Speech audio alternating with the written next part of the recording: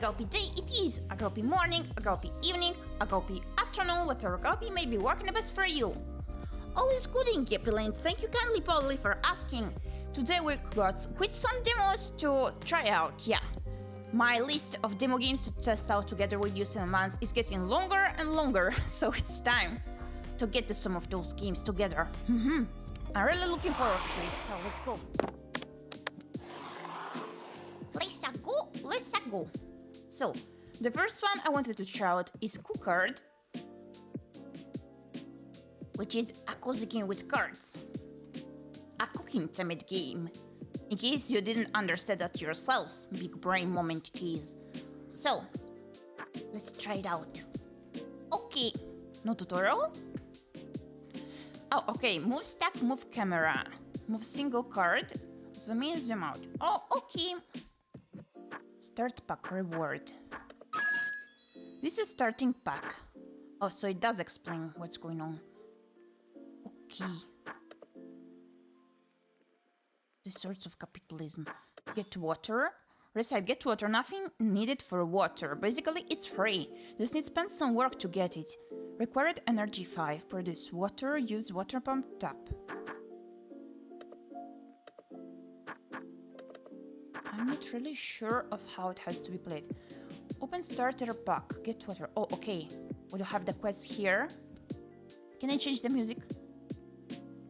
Ah! No! Okay. Anyway, has to get water. What is the basic pack? Stuff to make cake contains flour, honey, and egg.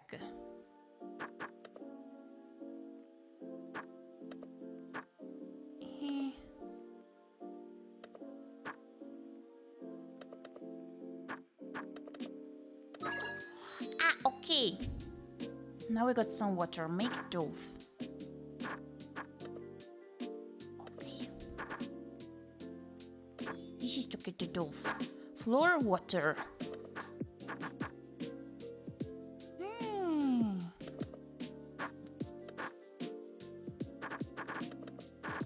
I still don't really understand what I'm doing here, but we're trying.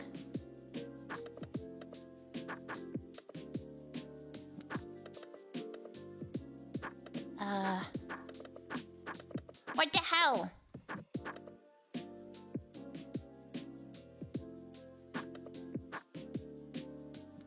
Hi Baba, thank you for the chicken.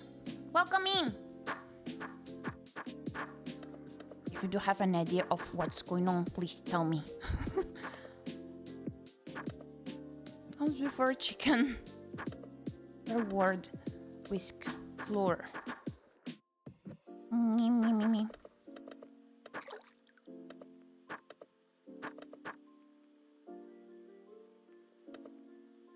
Okay.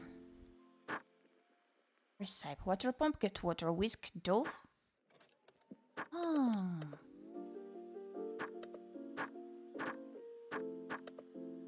I'm utterly confused.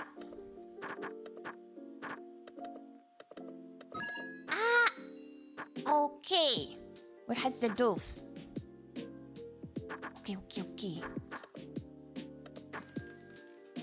Customer! Is that Muffin, my guinea pig? Hey, look, a cute hamster. Place on table to serve them food. Oh my gosh. Okay. What do I do? A baguette. Gosh, I'm panicking. What is this? For the electricity. Goodness, the timer! No! Oh my gosh. Freaking hell. Let's whisk. Okay. Dough. Reduce with dough. The baguette. How do I do this? No. How did the baguette appear again? My goodness.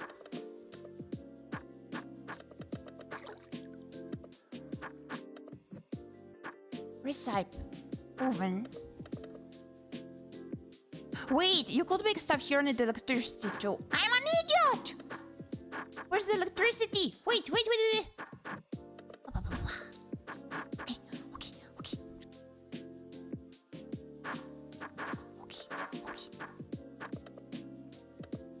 Excuse you. Okay. No? Okay. Ah! Freaking hell. How do I do this? Ah! Okay. Baguette!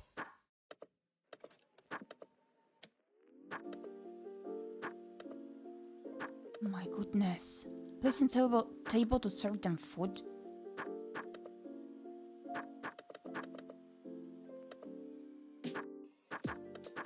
Okay.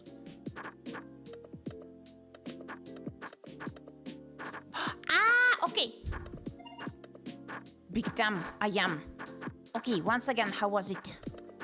Papa. Okay. Okay, money.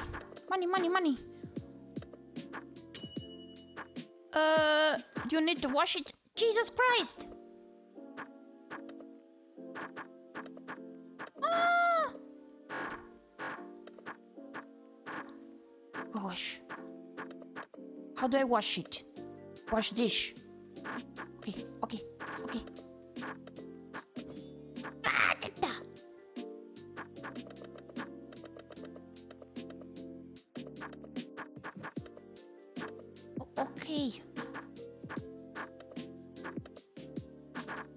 Jesus Christ.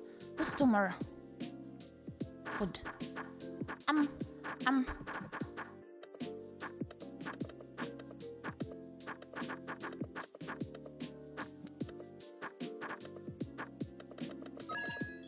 Okay. What's this? Buy cake here. Okay.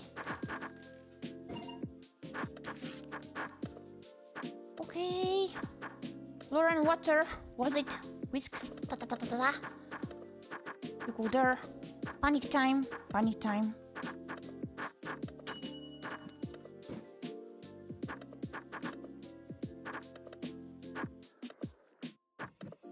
No, wait, on table, right? One table. Big time I was. Ah! So this was the table. I forgot once again. Okay, money. Dirty plate. Ah! Okay.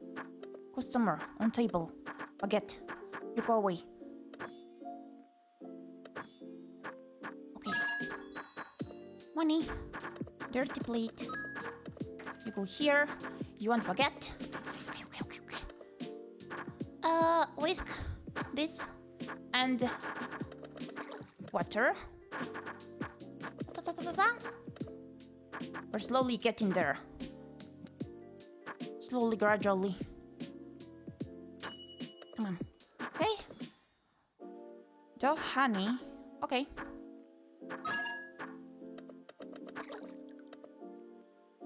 This and flour, was it?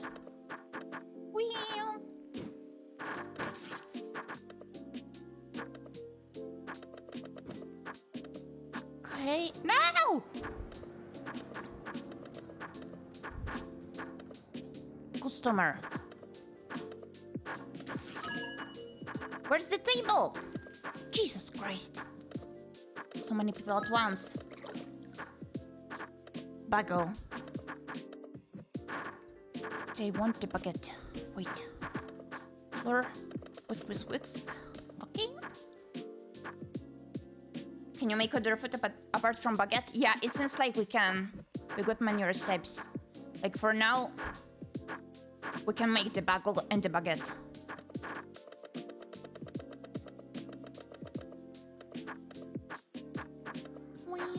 Coins. More coins. Okay, you go get your baguette. Honey. Go. Let's make a bit of a tighter environment here. Jesus Christ, so many people.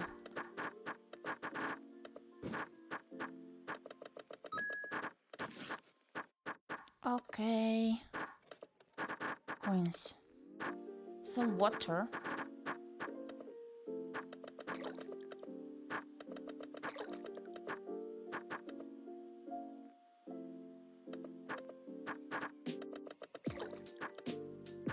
Where do I go again to sell the water to? Okay.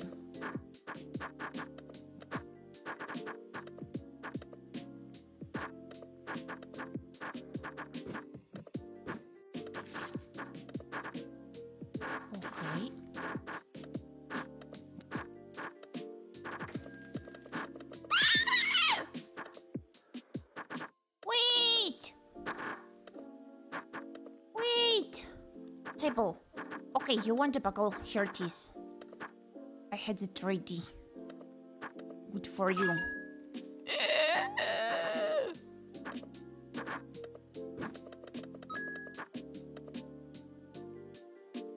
Lean, a customer is approaching. Yeah.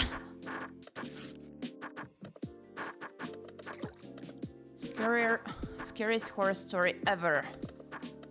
Oh, no, I need to whisk it. What am I even doing out of panic?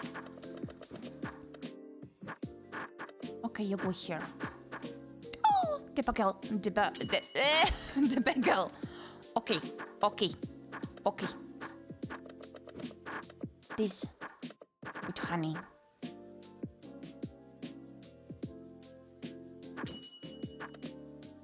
Okay. Well.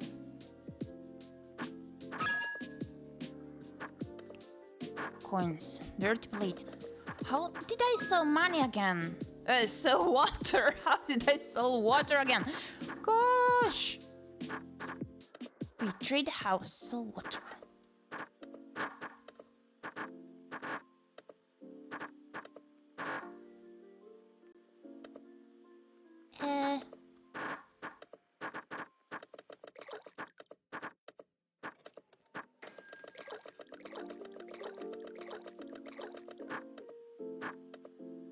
You happen to remember, Baba, how did I sell water before? Oh, okay. Ah! Thank you for playing the demo. Oh, we're already done. Of course, I have to click here. It's a point and click game, Baba. I had to point and to click. Okay, that was one chaotic experience overall for this poor brain Foxy. Let's move on to the next one, shall we? Oh, wait! I can continue! The adventure is not over. Okay, so...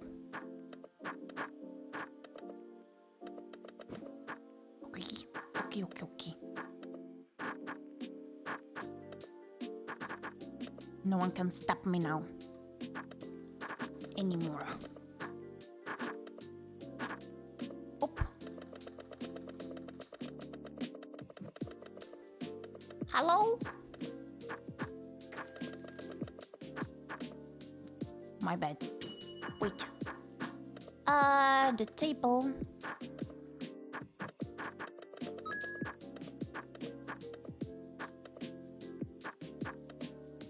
A baguette do you want? There you go, your baguette.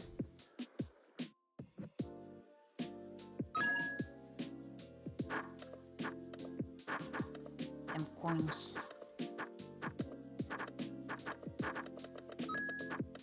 Okay, a bagel.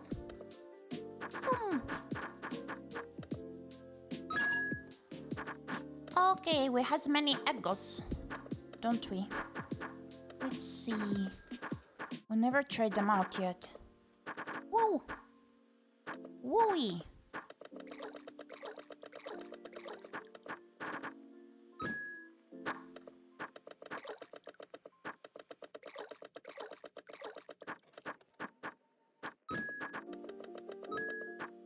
Okay, money.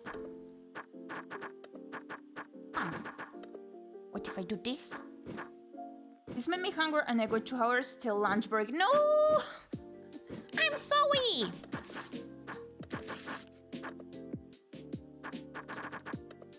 Okay, so... flour. Oh! Flour with water. Then we add in some eggo.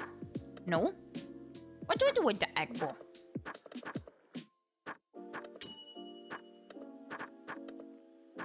You come here, little one. Okay, so...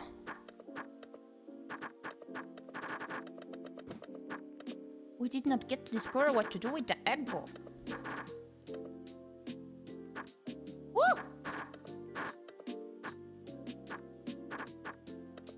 Jesus Christ, what's happening? Okay.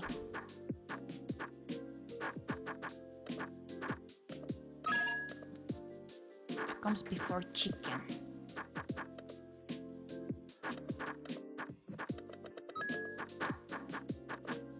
I had no more bagels, so we do whisk flour with water.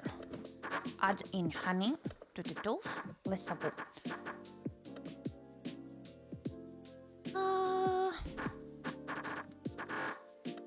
Where can I use the egg? Oh, need to recharge the oven. Okay.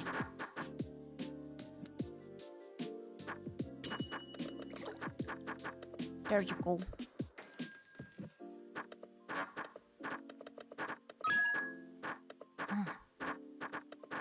Coins. You go sit at the table. Let me see. Can I do this? Oh.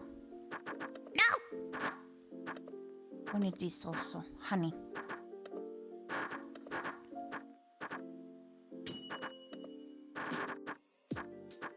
Okay, there you go.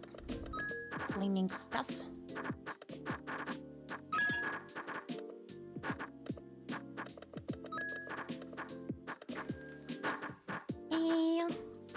Honey.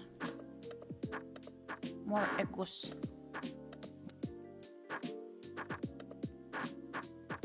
So, flour with water. We do add honey. Okay. Then again, flour with water. Okay.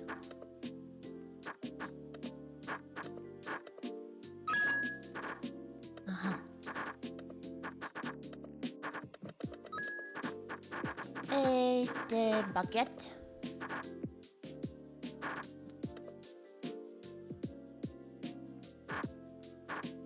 Trade some stuff here for another stuff, but I cannot trade eggs, it seems. Wait, I had a baguette.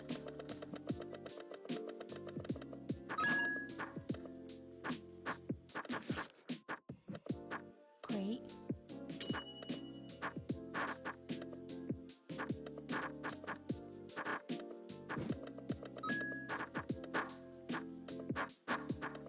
Meow.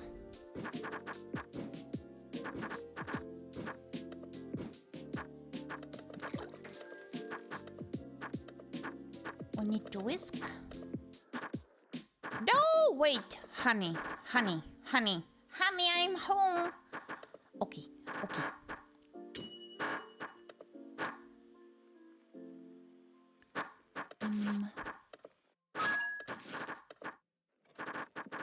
Okay. Dirty plate. Here's your baguette. Coins.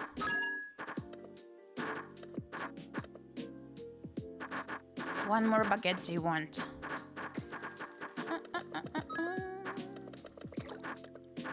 Whisk, whisk. Oven. There you go.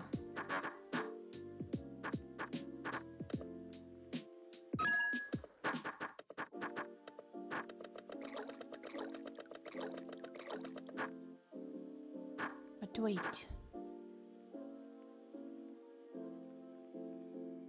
Whisked off.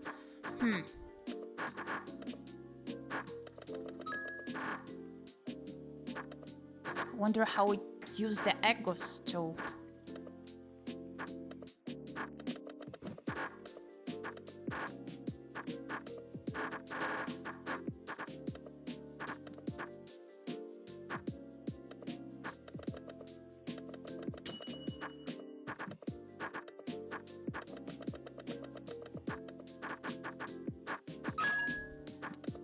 Okay.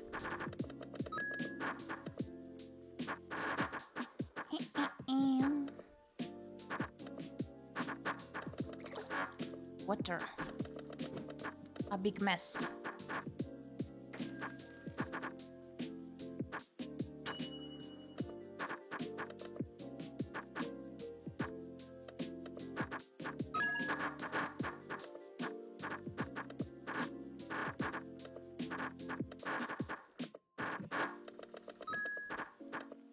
So we do whisk water with the flour. Where is the flour? Honey, ego, flour. Coming here, customer. Okay.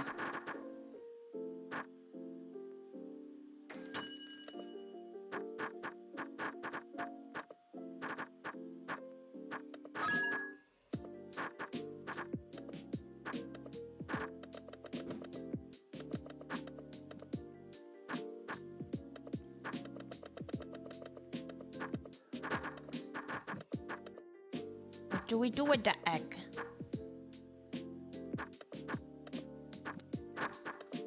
If you got an idea, Cinnabons, feel free to let me know, please, and thank you.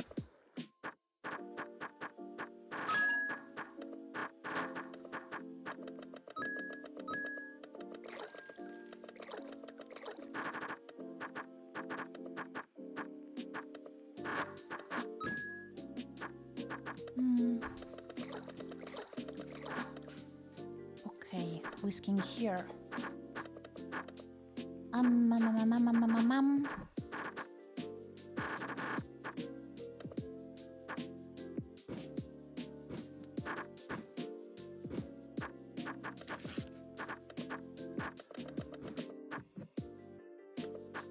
Dove and honey to make a bagel.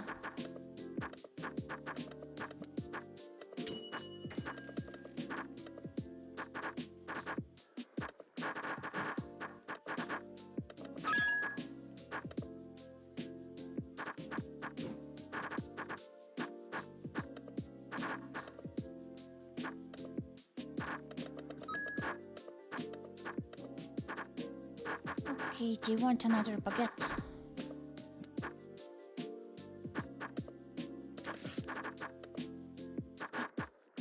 How many eggs do you need? Well, I kept saying that I have no idea how to use them, Baba.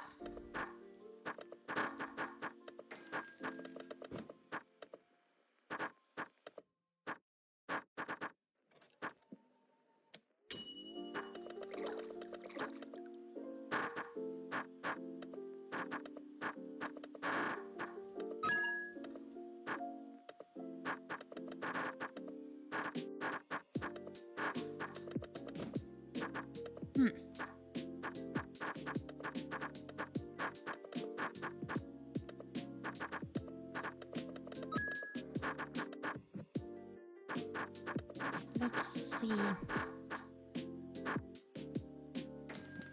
Ow!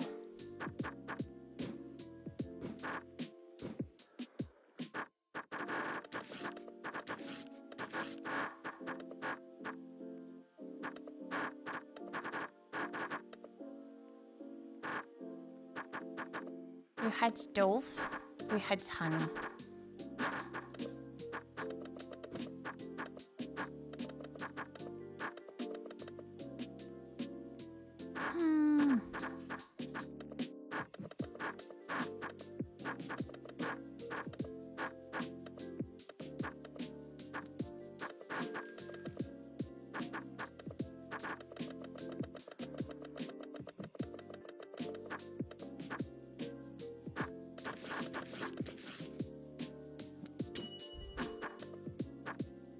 I like the lean sound. Yeah, I don't really like the sounds that this game makes when we hover the tiles too. And I would love to understand how to use the echoes, not gonna lie.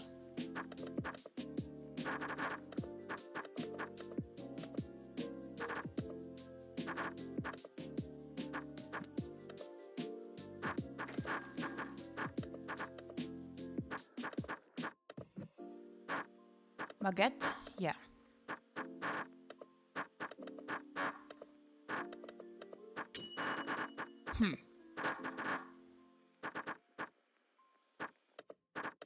got way too many eggs.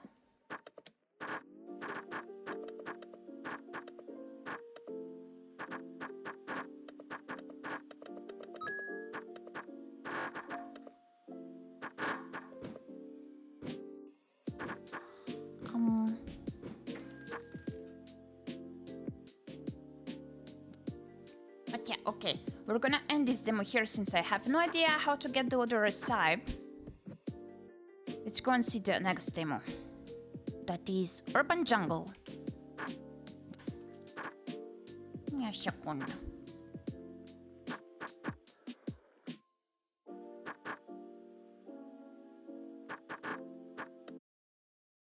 Okay.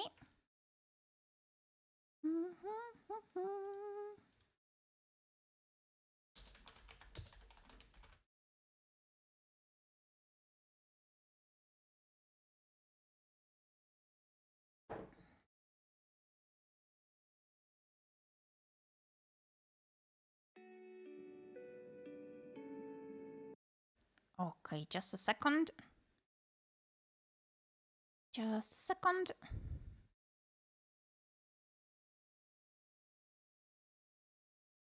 Please let me know if the game's audio is on point or not. Because it may be a tad low, and I can't really sit with this kind of game. How it's doing over your place. From your side, that is. I feel like getting sound design right, especially in games like this, is important. You want everything to feel satisfying. Yeah, true. Police right indeed. Dairy. Wednesday. No, wait, Thursday. Exams. Wednesday, Dad bought him a telescope. Friday, I got A. Saturday, Mom said I can choose any plant for my room. ⴰᴏᴜᴜᴜ, also known as Chinese evergreen. It brings luck to its owner. Sunlight needs, no humidity needs. Yes, I hate humidity! Well, small neighbors. Lucky bamboo looks like bamboo, grows like bamboo, but it has secrets. Sunlight and humidity, yes. Cactus, sunlight needs, yes, humidity, no. They survive in a desert to protect your PC. Basil every dish is tastier with basil, especially fat kafrao. I don't know what that dish is. Okay, so how do we pick a plant here?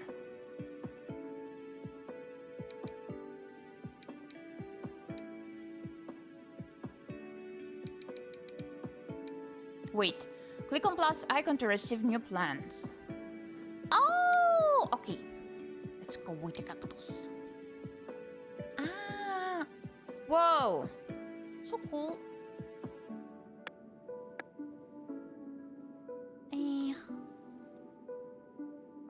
Where do I place it?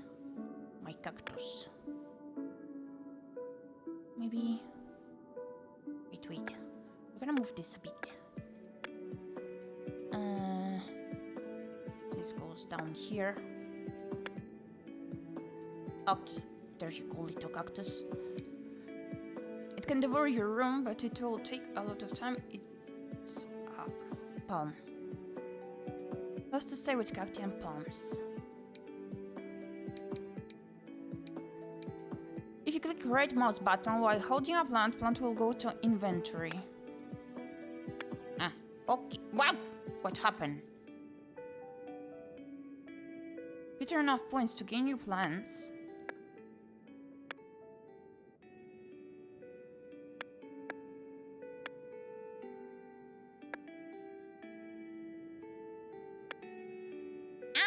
Wait. I know. Maybe. Nope. This isn't what we have to do.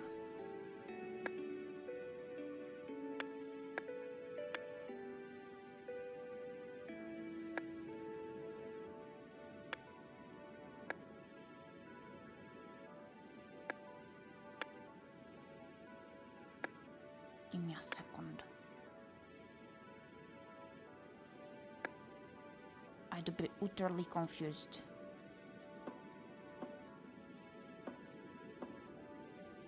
Does need sunlight.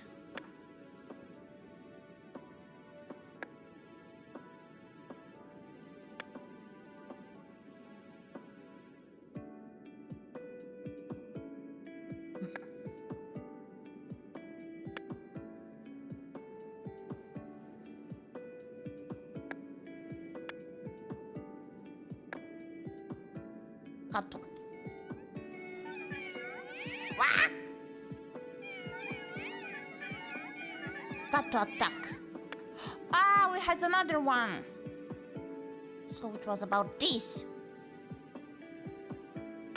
Our little problem has been solved, maybe. Yeah, that might be it.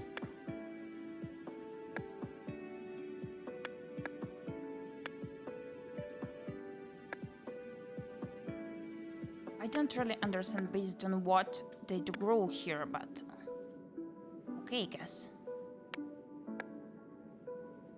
Yeah.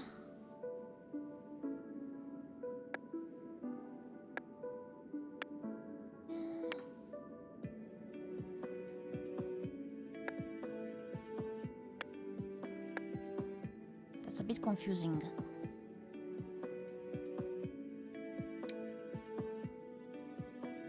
Shake plant. Okay, about shake plant.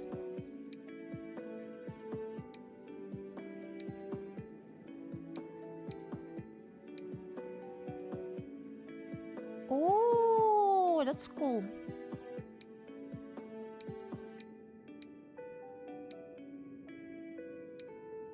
Let's see.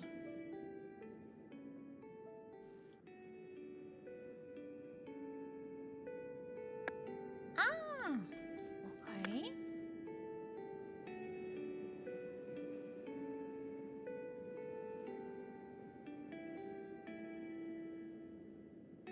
It's no humidity. Okay. Oh my gosh. That's one biggie mess.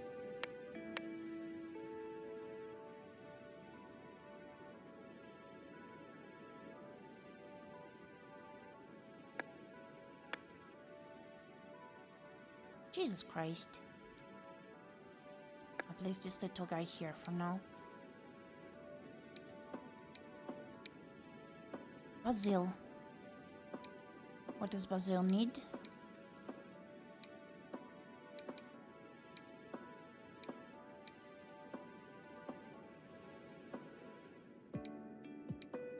I lost it. Oh my. Oh, there it was. Sunlight no, humidity yes. Let's go, Basil-san.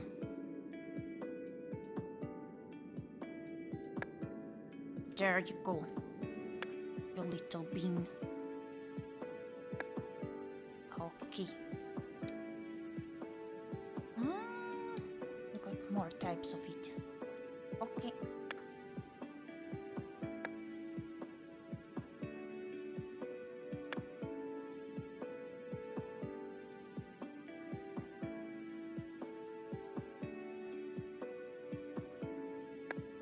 Wait. The dipper. Don't you dare disappearing on me.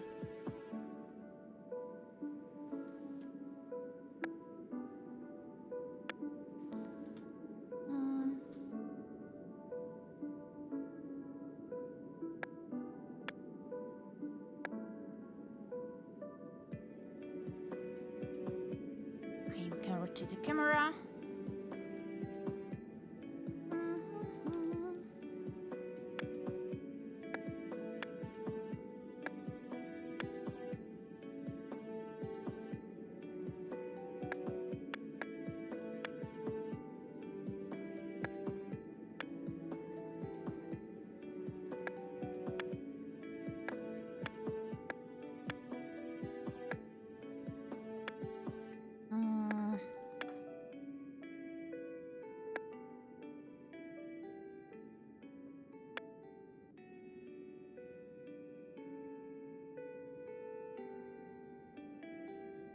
Wait. More points like this? Okay. No light, no humidity. No, wait. Humidity, yes. but no light. Where do I place you, little baby? This is getting messy. Wait. I want to place you up on the thing here. But I cannot. It seems... What do we do?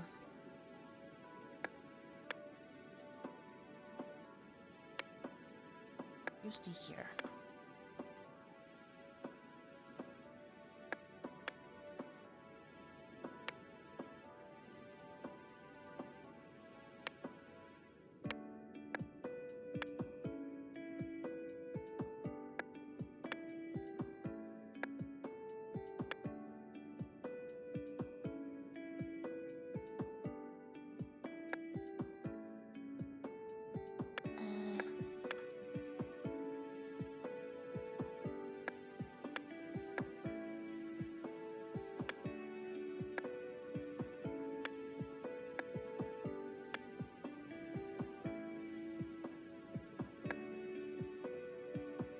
Let's see.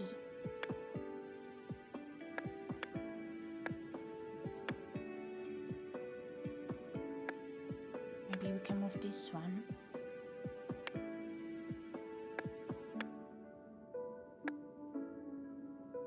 This is relaxing to watch. Glad to hear so.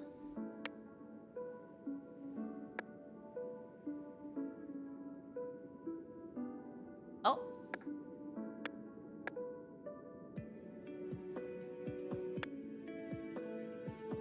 Light.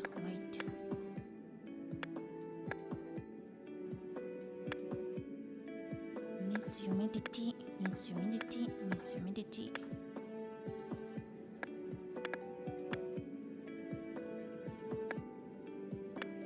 I think the best we can do also is to move this one.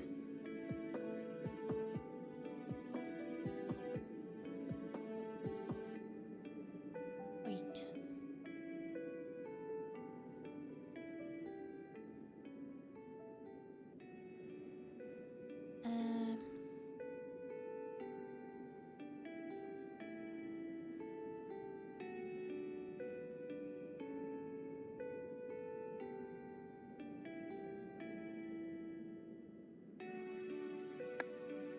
Give me a second. We're gonna make the things tidy. Why you stay there?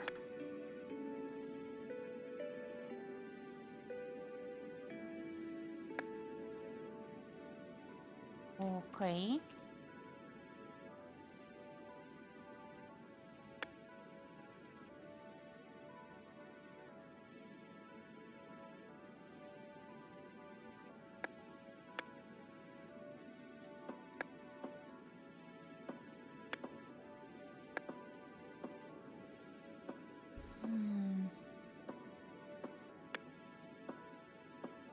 I guess we can occupy the whole desk over there. And it's gonna be good though.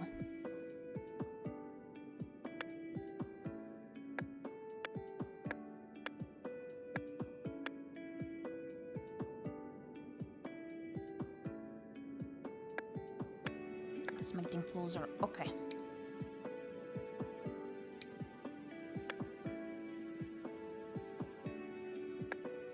Wow! Okay. Let's check the journal. Okay. Hey.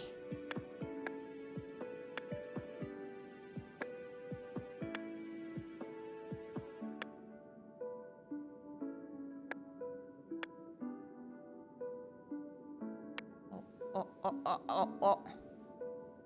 Wait.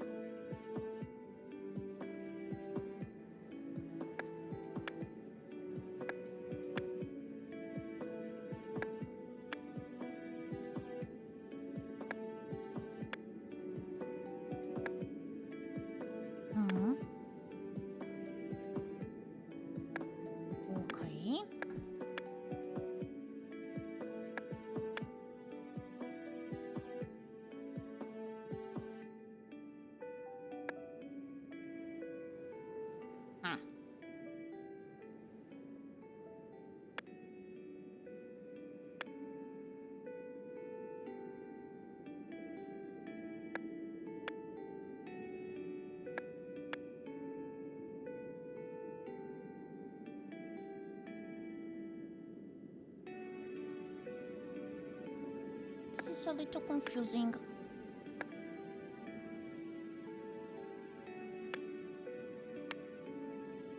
What's the same with cacti and palms?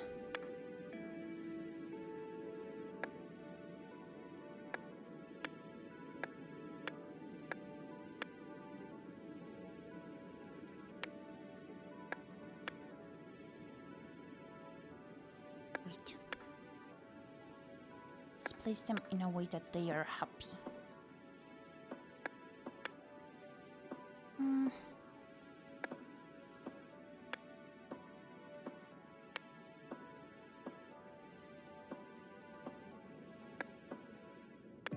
I'm gonna move the little bear a bit.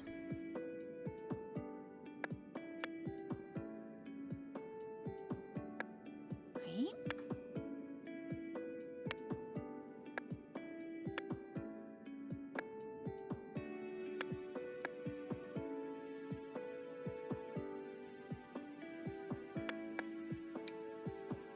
Monstera, it's a new one.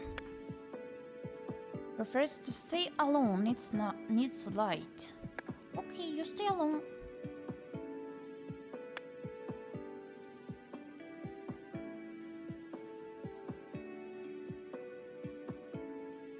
Oh, here.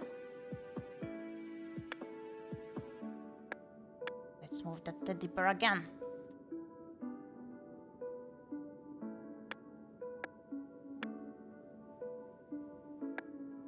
Keep them company, but don't tell them I put you here. Here, little teddy bear. 괰ᴏᴜᴄɪᴜ does need light and needs humidity. There we go again with the humidity. Woo! There's a whole jungle indeed.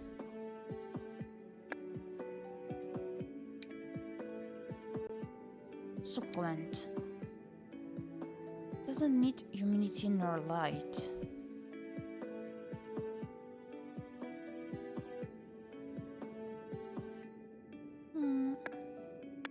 Loves small neighbors and hates big ones. Wait, next room? What do I mean next room?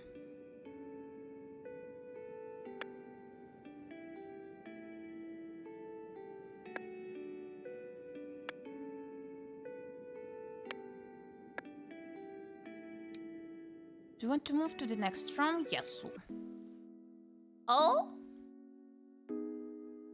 My turn to clean living room, literature and culture, cultural translation, topics, language and society, test preparation, buy ticket to point on first till 3 October. I miss him so much. And I do not understand any of this. Oh, wow, that's so cute. We got some Baba favorite Baba robots here that he does enjoy, and I understand nothing of them. How many plants do you need on that desk? Well, as many as we can get to make it into a full jungle. Bamboo. Ah! We need a panda now. It's light and needs humidity.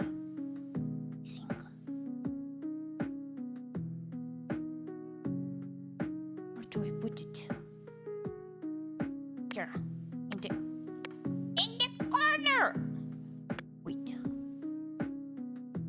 Okay, I'm gonna put it here for now. For now. Doesn't need light and needs humidity. A difficult task. Very difficult one. Wait.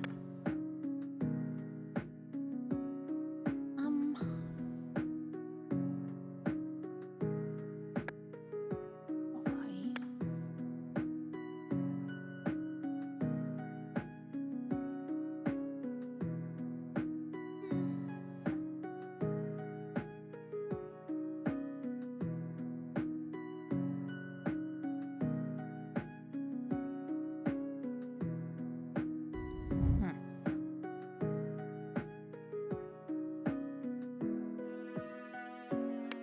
I'm gonna put you here.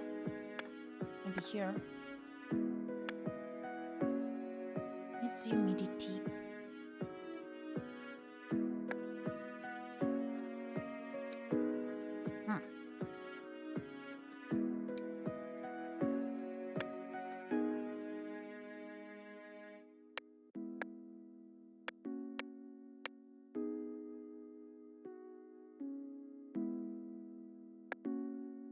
Okay. More points.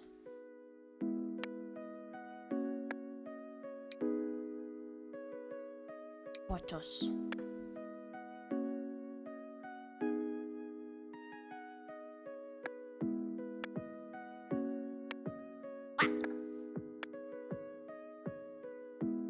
It will not fit? No. Okay, there. Snake plant. Light, no humidity.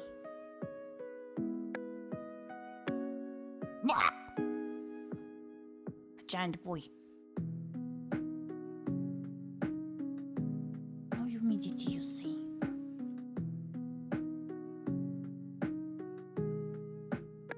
Up. Basil. Tiny one.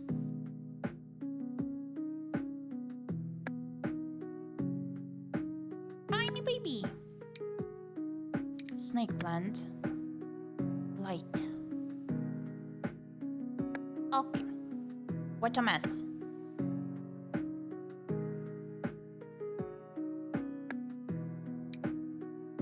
Succulent. No light and no humidity.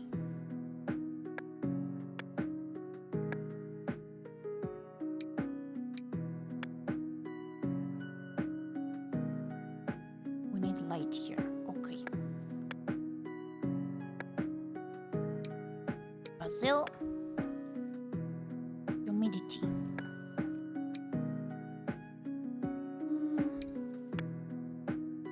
Need humidity. There was a 20 here. Okay. Robots. Indeed, Baba. Whoa. Palm? Ooh, we can get a palm tree. That's so cute. Now we do be comfy indeed with that plant in between of us, right? The comfiest ever. Who doesn't love one plant in between? No light, but yes to humidity. Woo!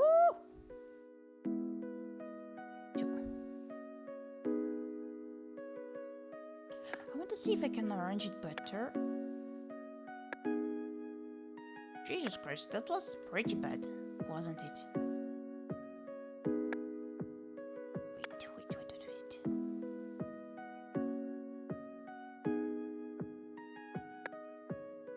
Hi Thunder Dude, thank you for the check-in. Congrats on being first.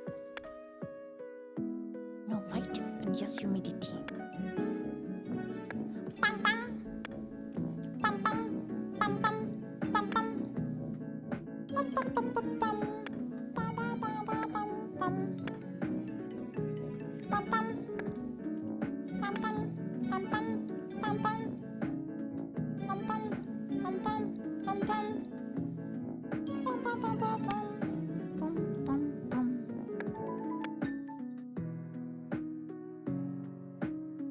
Light and humidity. How do you do this?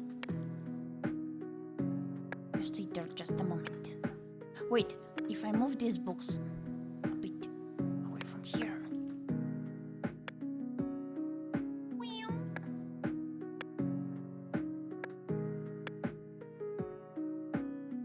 Really now? Do I have to place the palm on the desk?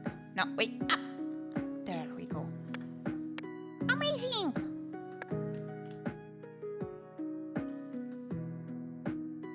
These ones need no light and need humidity. This does need light too. Jesus Christ. Go here to keep company to the others. Light, no humidity. No light and yes to humidity. Stay there. What happened? Where is you? Okay, here. Light. Light.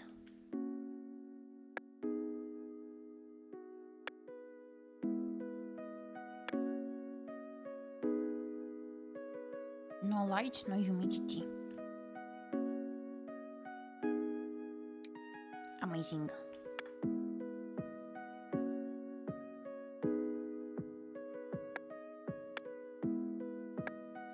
Okay.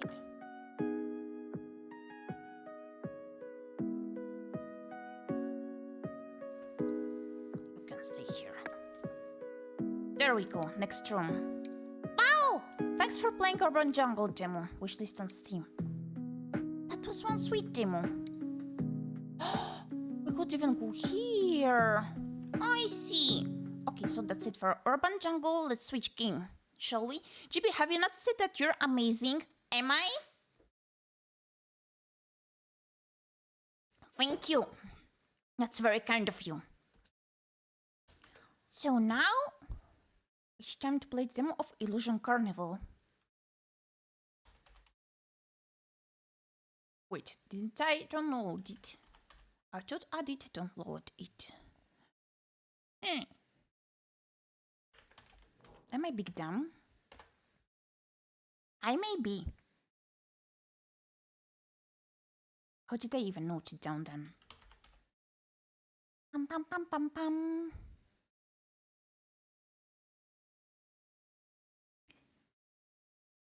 Okay, let's worry not. We're going to play Communite demo. Should be a wholesome game, indeed. So,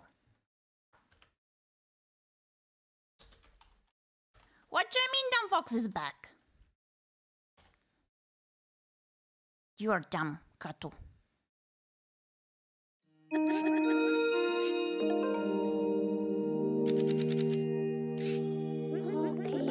Okay. That's a little loud. Let me adjust.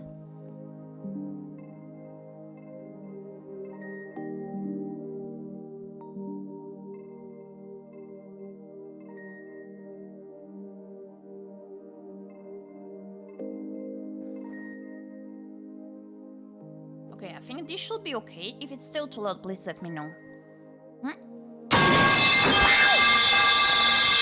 There we go with the metal pipe. Okay, tap on blank areas to place a tile. Try it here. Oh, grass. Select a tile to see what you can build on it. Everything is online, you can play with others. Sweet. Not load at all. Okay, thank you for letting me know. Sometimes need to build together. No! Thank you for your kindness. It's important to help others. Yeah, I remember it being a co-op game, but maybe it can be done even if I do play alone. Let's see. Co-create your perfect world together.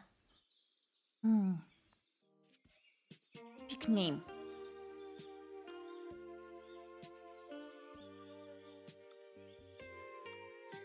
Wait. What the hell? Are you crazy? Why are you like this?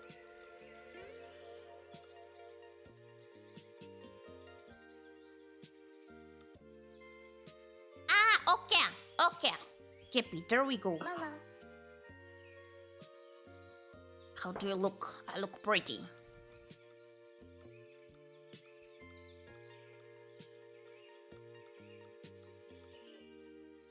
What's going on over here?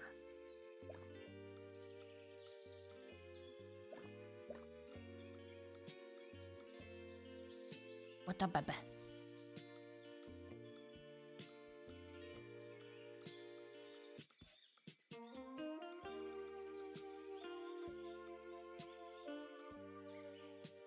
I do look like this one, right?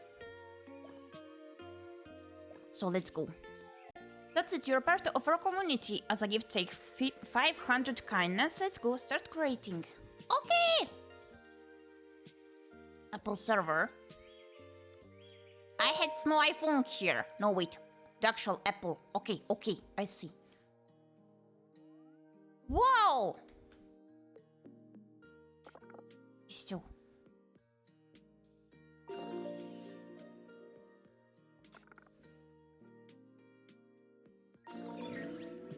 Bravo, Gyepi, you reached level 2. Okay. Jesus Christ, where is my mouse? Where is the game? Okay. Okay. Yeah.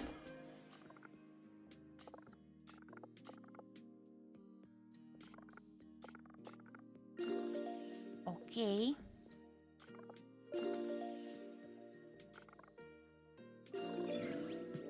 Level 3.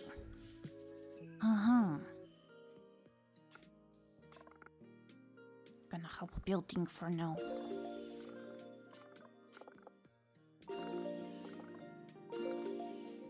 Okay.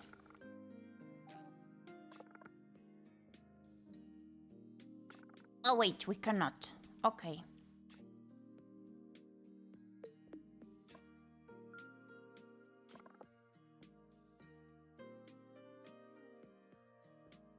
What? What does this do?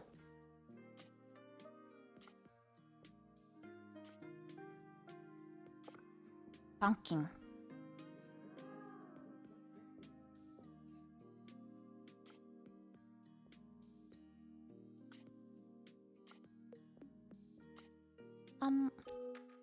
Kindness. Use kindness to build. Kindness regenerates every 15 seconds. Okay. Earn sparks from creating seedlings used to heal NPCs and build monuments.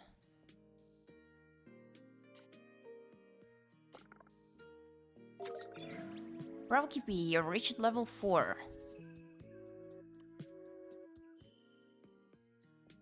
Okay, but where can I build myself? Oh, okay, here. Pretty.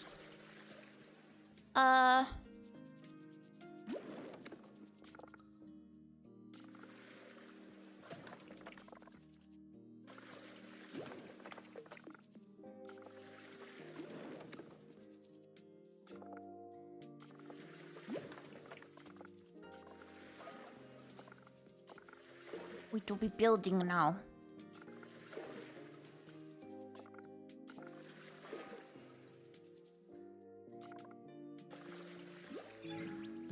Oh, okay.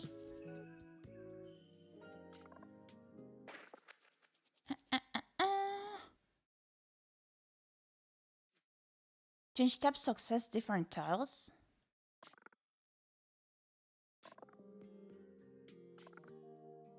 Okay.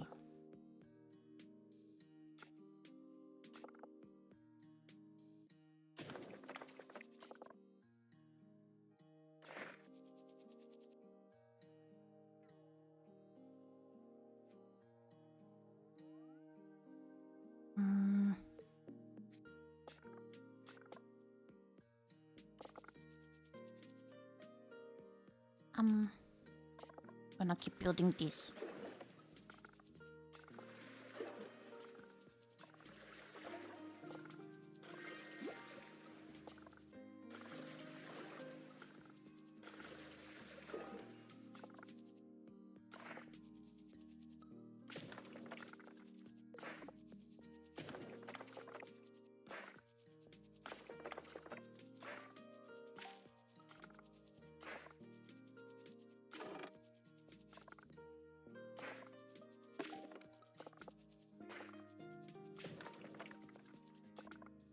Okay.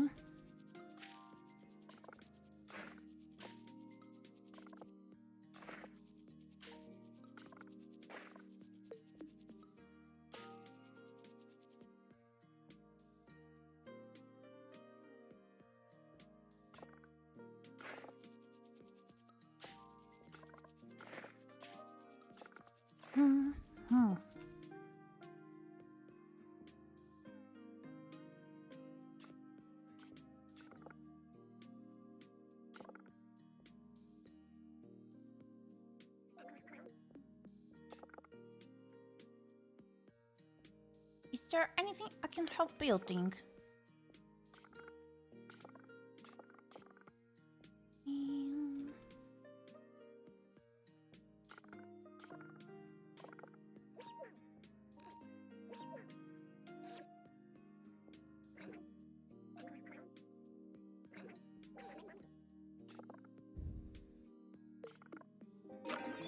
Okay. Level 6.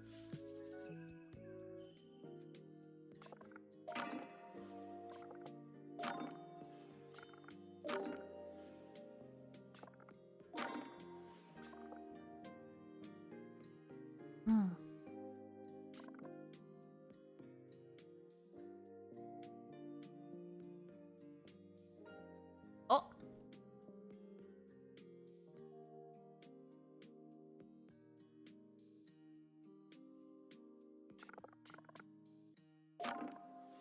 Did I ruin the drawing? Did I? Oh my gosh. Oh my gosh. I may have ruined the drawing of theirs. Now I do feel guilty.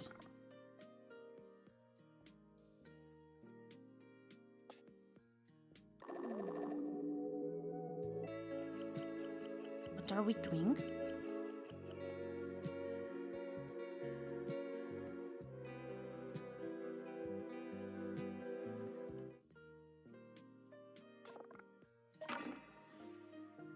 What if I do travel?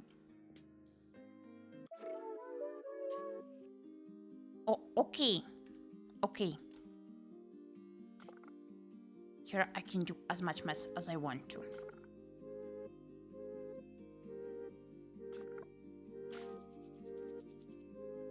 Okay.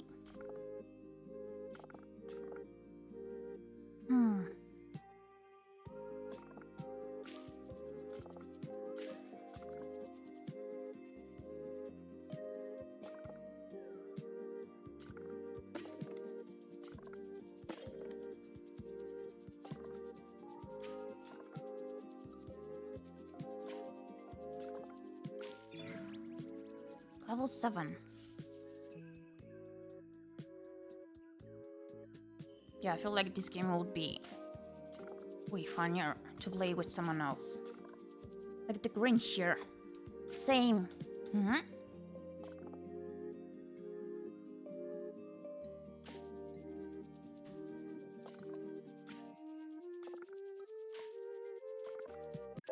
Oh! Join our community. Okay. Okay.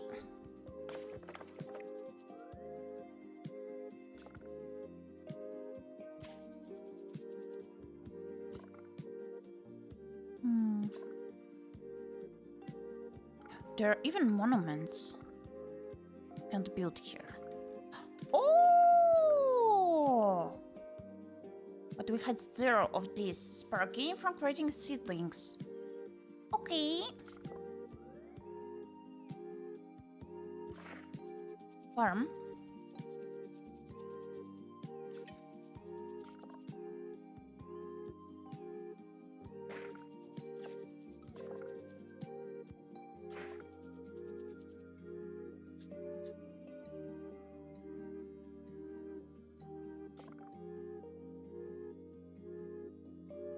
We can make the path. Thank you for the headbutt. Pam pam pam pam pam pam pam.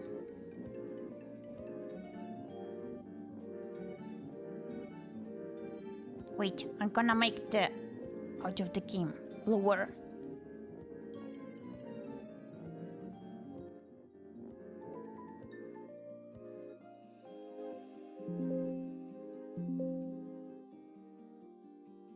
Now I should be able to hear better the alerts. Sorry about that. Thank you for the headpad. Good, I see you have evolved. A tiny bit, yes, I did. Glad you have noticed it. Welcome in, Terralament. How are you doing?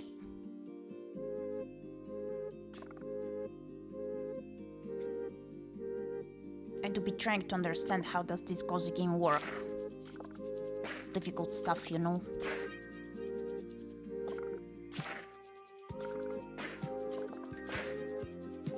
Upgrade available. Get extra space. Okay. Come back tomorrow? What do you mean? Come back tomorrow.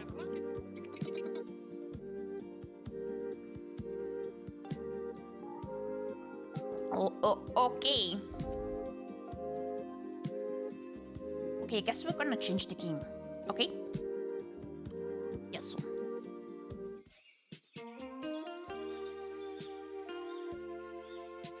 Oh, there are only 2 servers. Okay, I see. So, months, let's change the game. Let's start something different.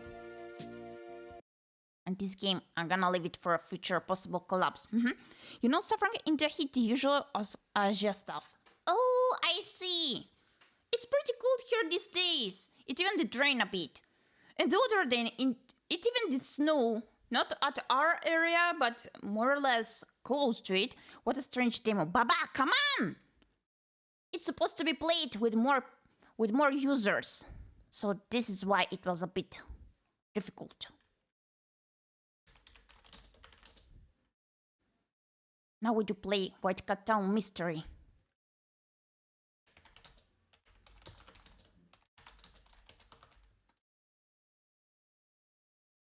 Okay.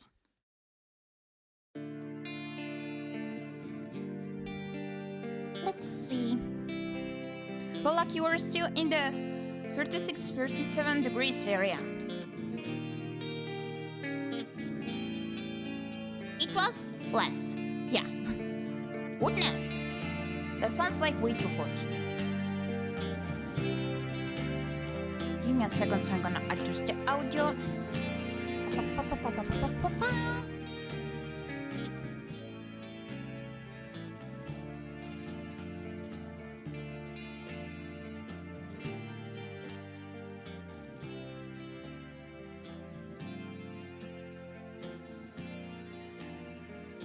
Okay, so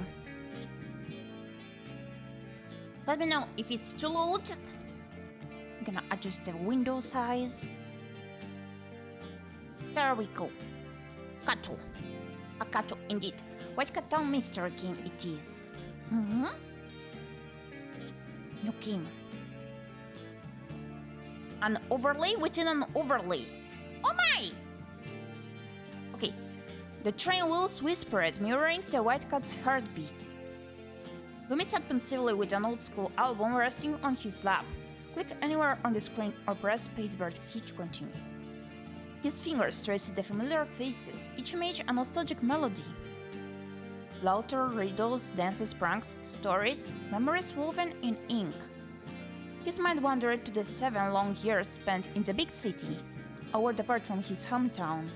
The city's pulse, with all its trials and tribulations, echoed in his memories. Lumi, hopeful and innocent, once had nurtured noble aspirations to bring justice to the world. A deep sense of hurt and disappointment by the harsh and saddening truths he had uncovered washed over him. He felt that now was time to return, if only for a brief moment.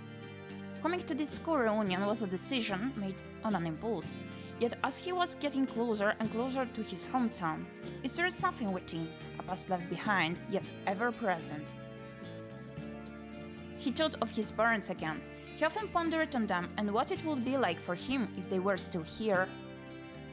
The piercing sound of the train's whistle interrupted his chain of thought. He gazed down at the album within a round frame, sees faces forever frozen in the timeless embrace of black and white, looked back at him. Adrian, the black fox, is that me? I'm not called Adrian too. Who's Adrian? His gaze was piercing and pensive through the lenses. Through the lenses. This background music is distracting me quite a lot, honestly.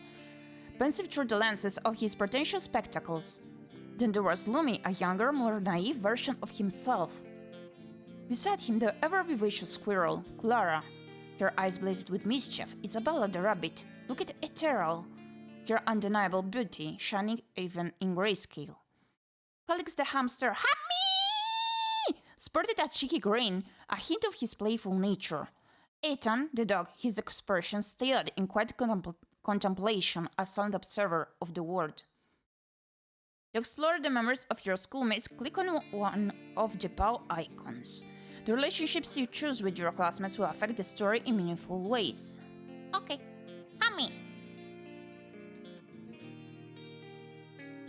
Felix Miskio's grin served as evidence of his unpredictable nature. Lumi remembered the school days, filled with Felix's antics. which had become more and more audacious each time.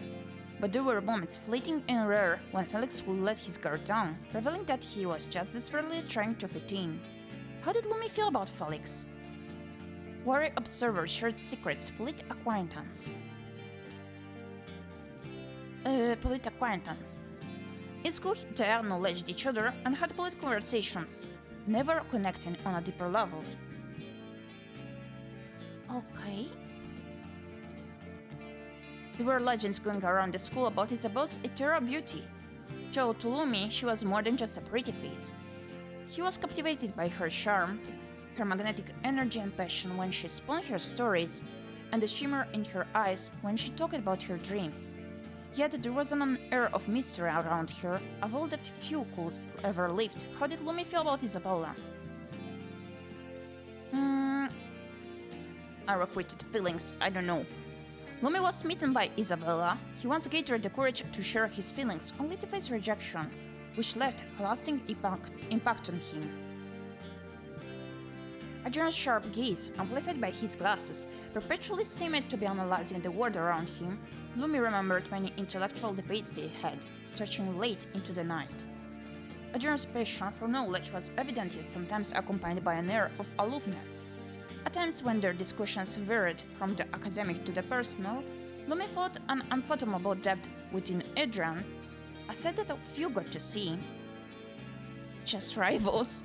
Unspoken attraction, intellectual comrades intimidated. Unspoken attraction. Let's go. You have already chosen Lumi to be smitten with Isabella. Given Lumi's introverted and deeply reflective nature, it is unlikely for him to develop strong romantic feelings for multiple individuals. Come on! A bit of spicing up the story, come on! Please select another option that aligns with the character's personality. Just rivals. Lumi and Adrian were both avid chess players, often engaging in intense matches that allowed them to showcase their strategic minds. Their games were a mix of rivalry and mutual respect. Oh, okay. Staring back at him was a younger version of himself, eyes brimming with curiosity and uncertainty.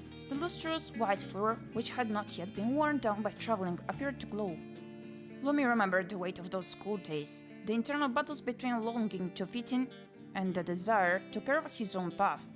Who was that young cat, and how much had he really changed over the years? The doggy. Ethan's portrait spoke for itself. His drooping ears and pensive look were a reminder of his introverted character. Lumi recalled the memories they spent together, often finding solace in their shared silence, each lost in their own thoughts. Ethan's reserved nature sometimes led to misunderstandings between him and those around, but those patient enough to get to know him discovered a soul filled with depth and sensitivity. Silent, super protective. Let's go. Lumi often felt the need to protect Ethan, standing up for him whenever he believed Ethan was being sidelined or bullied. And the squirrel? The black and white picture didn't fully capture Clara's bubbly personality. The very hue of her fur mirrored her very essence. Lumi recalled her laughter echoing down the school hallways and her daring tricks that often landed everyone in trouble. Her vibrant spirit, a bright beacon amid routine days, drew others to her like moths to a flame. Yet behind those playful eyes, Lumi sensed layers of emotions, some of which she kept shielded even from her closest friends.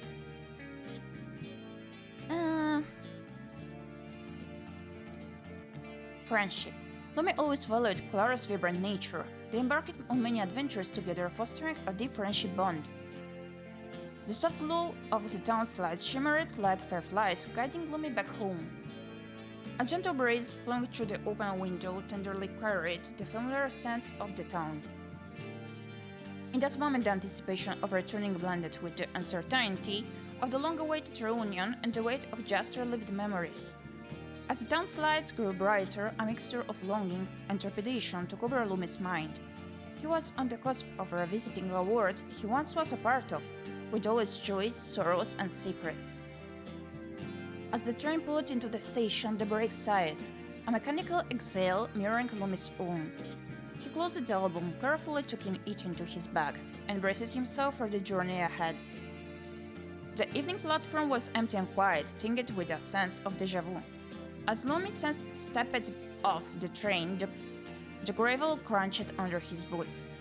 The station, a relic from a forgotten era, stood stoically, as if frozen in time. Lumi paused, wanting to remember every little thing at that moment. He took a deep breath, noticing that even the era felt different. There we go, the reunion. Lumi roamed the streets surrounded by buildings that seemed to lean in, as if ready to whisper everything he had missed. With each step, he could feel the anticipation growing. Finally, the winding roads led him to the cafe. He hesitated at the entrance, inhaling deeply, as if bracing himself to step into another world.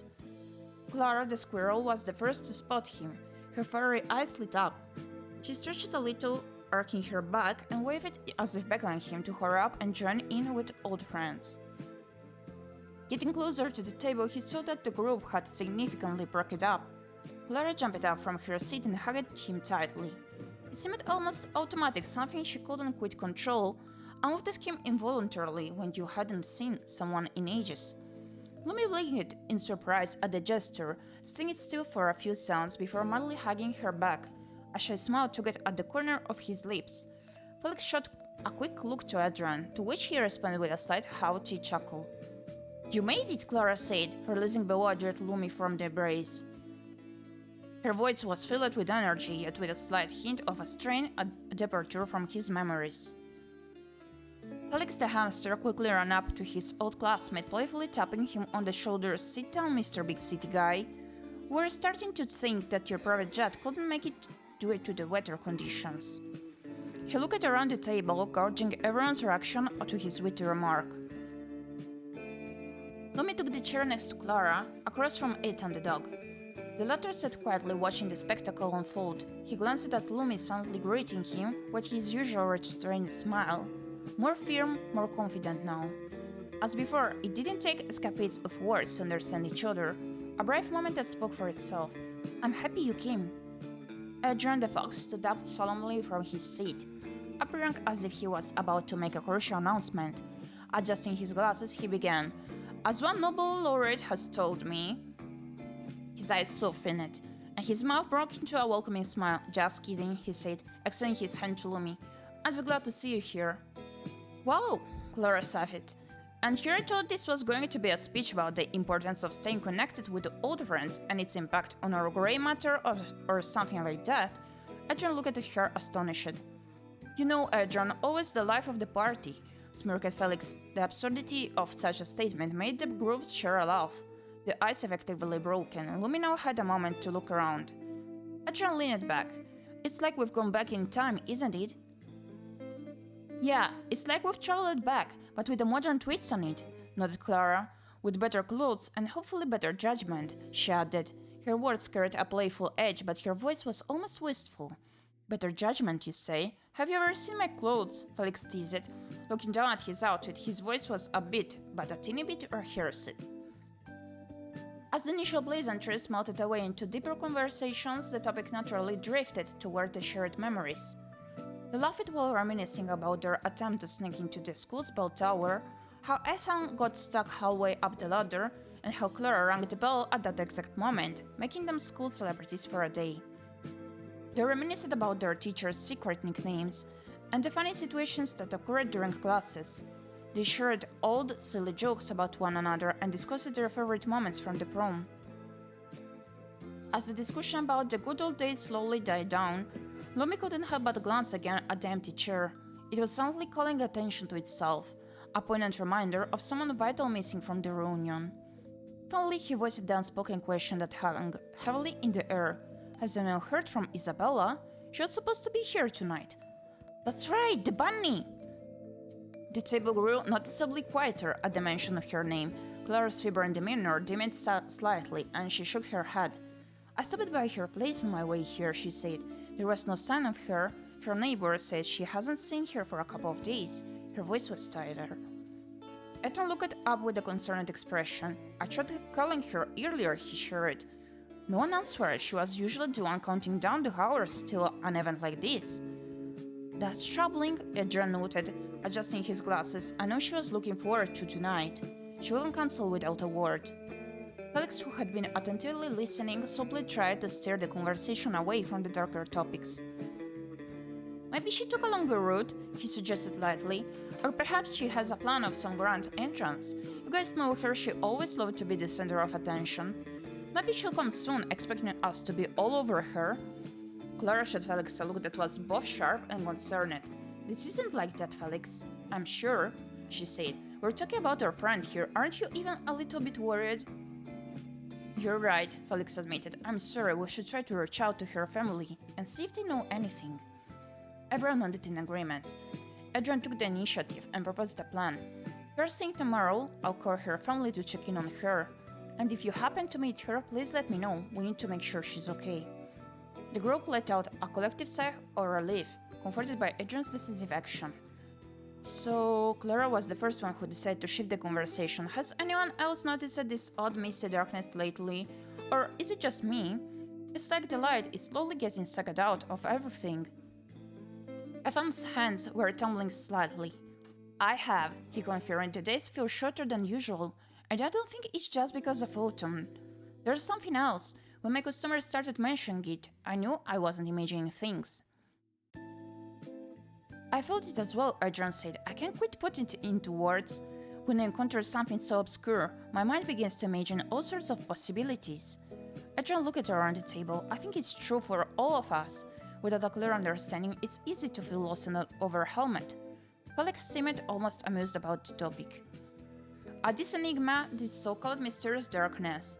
We speak of again, he mused. Perhaps it's merely a mass hysteria, born from a weird weather pattern, nothing more, nothing less. Clara, her face tightening in frustration, shot back. Water doesn't explain the feeling everyone has, Felix. It's deeper than that.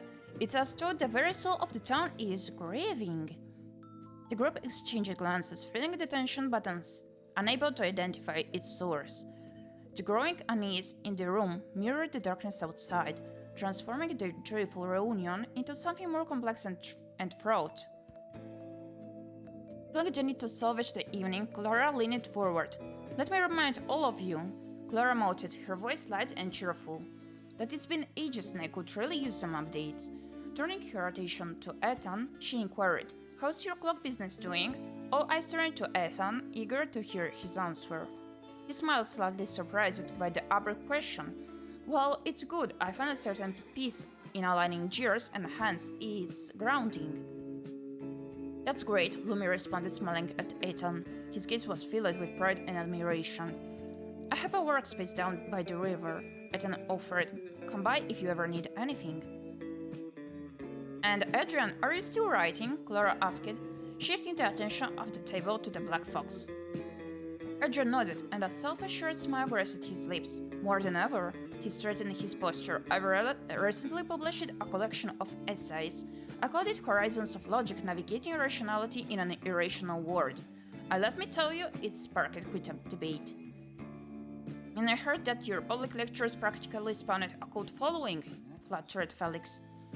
Adrian chuckled, theatrically straightening his bow tie. "Oh yeah, my Art of Reasoning series," he clarified. "It feels good to help shape the new generation of thinkers. We could really use more smart people in the world." "Yeah, me!" "Well, and I'm still in sales." Felix didn't need the invitation to speak about himself. Our company's chemical solvents are top-notch. I'm the guy who bridges the gap between complex science and ordinary people. "So you're still the middleman then, huh?" Adrian noted. "Exactly, it's all about finding the right solutions. The right solutions for the right people is a high-pressure job, but that's what makes it exciting." "It sounds like you found your groove," added Clara. "You know me, always ready for a good challenge." Felix's smile was the perfect finishing touch to this particular bit, and it was evident that he was quite proud of himself. "Well, for me, working at the restaurant is all about making others happy," Clara beamed with infectious energy, her eyes sparkling with excitement. "I love seeing their faces light up when they have a great time, or when the staff celebrates after a good night. I just can't get enough of it." Clara, the guardian angel of good vibes, Felix couldn't help but chuckle at her enthusiasm. With a playful glint in her eye, she rejoined it. Hey, someone's got to keep the party going, right?"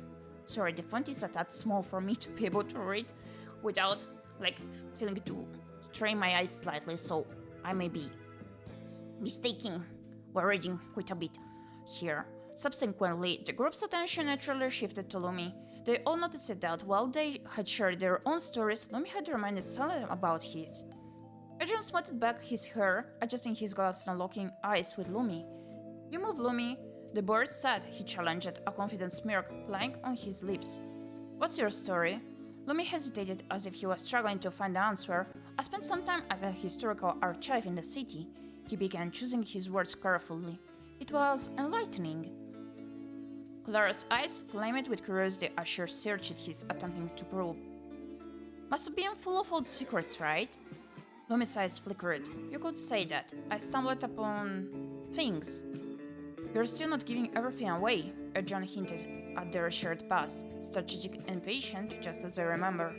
Lumi smiled. "The city has many layers, some best left unpeeled." "Sounds like you've been on quite an adventure. Found any treasures?" said Felix, trying to know more. Ethan, his eyes soft but intense, watched Lumi closely, sensing the depth of unspoken tales. "I've met someone who has shown me another side of things," Lumi paused. "Helena." A subtle change in Clara's demeanor became apparent. Her playful fervor seemed to wane for a moment. "Helena?" she asked, trying to sound casual, but her voice betrayed a touch of curiosity. Lumi, sensing the shift, clarified. "She was my mentor, someone who guided me through the hardships I faced in the city." Clara's eyes softened, a silent realization dawning upon her. She laughed softly. "It's good to have someone you can count on." Felix, with a mock serious tone, interjected, "And here thought you'd become a city hermit lost in books." Lumi gently chuckled. "Perhaps." The group sat together, enjoying a moment of quiet camaraderie. Lost in their thoughts, they gazed at the shimmering distant skyline, holding on to its secrets. Breaking the silence, Clara softly whispered, almost to herself, "You know, life is quite a journey, isn't it?" Indeed, Lumi nodded, his gaze distant, and everyone has their own path. The cafe noticeably quietened, and the buzzing of the evening gradually faded into a quiet night. Ethan sat still, mesmerized by the vintage clock that hung above the cafe's entrance. It was a magnificent piece of craftsmanship. Its ornate brass frame showcased intricate engravings. The gentle ticking sound filled the air, and Ethan seemed to wake up from a dream upon noticing the clock's hands that pointed to the late hours. "Time," he said quietly. "Yes," murmured Adrian, his eyes fixed on the old-school album. "Time flies." "No," smiled Ethan. "Look at the clock." "Oh?" Adrian chuckled. Felix yawned and stretched, a wet grin on his face. "Looks like it's time for us to turn into pumpkins," he joked, getting a round of soft laughter from the group. "It's been great to see all of you again." Clara then fell silent for a moment. "I just wish Isabella could have been here." She rose from her chair, inviting others to do the same. As classmates began making their way to the exit, Lumi paused, contemplating about the evening. The empty chair stood still. "Time flies," he whispered. Ethan, who had also decided to stay a little longer, smiled softly at Lumi before neatly putting his chair back in peace. Together they headed towards the exit. As they stepped into the cobblestone street, the city's muted glow seemed to hold them in a gentle embrace. Ethan paused, looking up at the starry sky. "Until next time," he murmured, his voice carrying a quiet hope. Lumi's investigative nature kicked in. He looked at his classmates. This was the perfect time for a one-on-one conversation, a chance to gain insights into the town. Or perhaps to reconnect on a deeper level. Select a classmate to talk to while others go home. The streets will affect future gameplay. Please note that there is no right or wrong answers here. It just takes the game in different interesting directions later on. I really love the art of this game. It's so far it shows us a tiny bit of the surroundings, but it's quite interesting to view more about the world they're in from our perspective, to observe it, to learn about it. Let's talk to Hammy. As the night grew colder, the group started to wander off. Lumi stood still, gazing at the sky full of stars. Out of the corner of his eye, he noticed Felix, who had also decided to stay a while, a rare calmness in his demeanor. "And then there were two," said Lumi, trying to cut the awkward silence. He didn't know that much about Felix and struggled to start the conversation. The moment felt tense and stiff, although Felix seemed unfazed. And then there were two, he repeated, sensing Lumi's hesitation. He smiled, a warm and inviting expression. Guess we're the last one standing. Seems like it, Lumi chuckled, relieved that Felix was making an effort to break the ice. It's peaceful, isn't it? Felix filled up the silence once more. He always seemed to wear a mask, and this was no exception. It is, Lumi nodded, feeling the urge to dig deeper. He hesitated for a moment, his eyes reflecting the twinkling stars above. So, all the stories about the town, he started cautiously. You don't seem to believe in them. Oh, I see the investigator kicking in. He paused, choosing his words carefully. I find it easier to live in a reality than get lost in tales. It was clear he didn't want to delve into heavier matters. Lumi couldn't tell whether it was due to his indifference or perhaps their distant relationship. It's getting late, wearily murmured Felix. It was nice seeing you, detective. With a final polite nod, he walked away, leaving Lumi with an ever-growing curiosity. Lumi, now alone, was slowly making his way to the hotel. Oblivious to the late hour, still mesmerized by the quiet ambience of the night, he was pondering on the reunion. His thoughts reached an abrupt end, when the cobblestone path led him to an unexpected sight, an odd alleyway hidden in the shadows and deeply veiled in silence. Lumi had roamed the streets countless times before. He could have sworn this corner had never been there. It seemed like it had appeared out of nowhere. How was it possible? Filled by a tortuous curiosity, he still had a sense of caution. As a detective should, intuition warned him of potential dangers, yet the alley seemed to be beckoning him to explore. What will Lumi do next? Explore the alley. Let's go. Lumi couldn't resist such a perfect opportunity to explore the cryptic phenomenon. Stepping out of the quiet street, the alleyway seemed to fall even more silent, breathlessly watching his every step. The air grew colder, tinged with the sense of impending rain and something ancient, something that was resonating with a part of him he couldn't quite remember. Lumi tugged his palm into the pockets. As he ventured deeper into the alley, he felt an otherworldly hum, resonating not in his ears, but in his very heart. He now could see vapor when he exhaled it. Each breath created a tiny cloud in the air. The path led him to a hidden courtyard. He knew this town like a book. Yet this was his first time seeing this place that played tricks on Lumi's mind. He seemed to maneuver between reality and a dream. The courtyard's heart revealed an abandoned playground. The eerie atmosphere made it hard to imagine anyone spending their carefree childhood days here. At the entrance of this concealed nook, the serpentine figure stood sentinel, guarding its mistress. It sounded like it had eyes and was gazing right at Lumi. Whoa, my bad. A fragmented memory teased him, its laughter echoing his mind. Perhaps it was a link to a deeper puzzle. The playground beckoned, a pool both familiar and foreign. What will Lumi do next? Interact with the playground.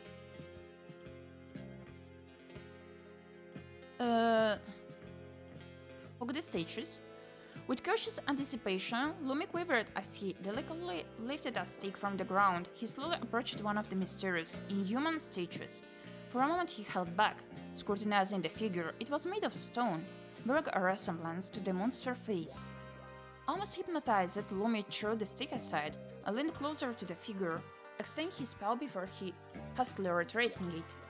The statue seemed to respond to the gesture. It pulsated, taking Lumi's mind to uncharted territories. The courtyard seemed to breathe, a life of its own hidden within the stones, houses and trees. Lumi looked around. A green mist, resembling creatures from the other world, began to take its form, swirling around. Lumi caught in its enchanting dance, felt an irresistible magnetic pull towards the unknown, yet a part of him doubted. Was this a dream, a fleeting figment of his untamed imagination? Or could it be something more tangible, more profound? What will Lumi do next? Touch the green mist, run away, poke the green ships with a stick. Just look and do not interact. Just look. Lumi stood still, watching as the ships danced around with the courtyard. He felt a sense of anticipation building within. Without any words, they seemed to invite him on a journey, one that might reveal something he hadn't yet known. The courtyard began to fade as the playground transformed. Trees, mist, swings, and the human statues shifted and merged, bridging the gap between worlds. And then, without warning, everything went dark.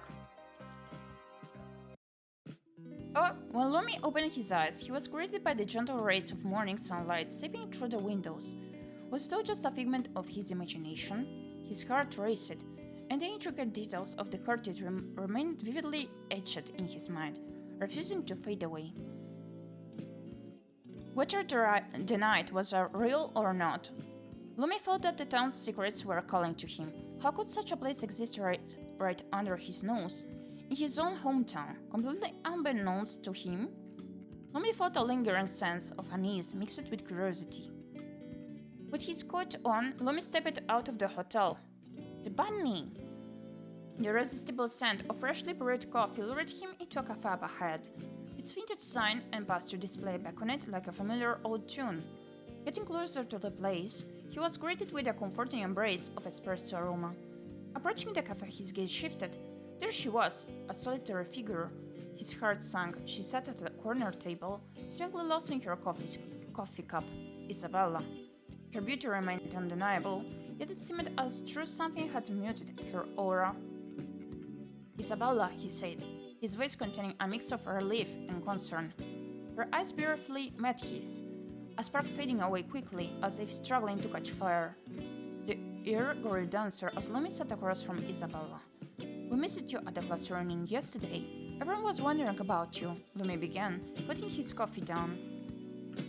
A strange smile crossed her lips. I bet it was a fun night. Lot of stories, I'm sure. We hoped to meet up with you, Lumi continued. Everyone had news to share, things they've done, milestones they've reached. We only wished you were there to share yours. Isabella stirred her coffee, persistently avoiding eye contact. Milestones, she sighed. Perhaps another time. Lumi caught the reluctance in her voice. Just a shadow of the vibrant energy she once radiated. Is everything alright? You seem distant. I'm fine, she insisted. Through her tone was a fragile veil, barely concealing her emotions. I simply didn't want to bring a cloud to your sunny gathering. It was like he was talking to a stranger, aloof and unfamiliar. Lumi recalled the girl who once stood at the center of every circle, the queen of their class. Her absence at an event she would have once ruled was a silence that spoke volumes. Is it the town, the darkness everyone's talking about? He cautiously asked, stepping on uncertain ground. Their gazes locked, and in that fleeting moment he saw a flicker of alarm betraying her calm facade. You should stay far away from it. It's not what it seems.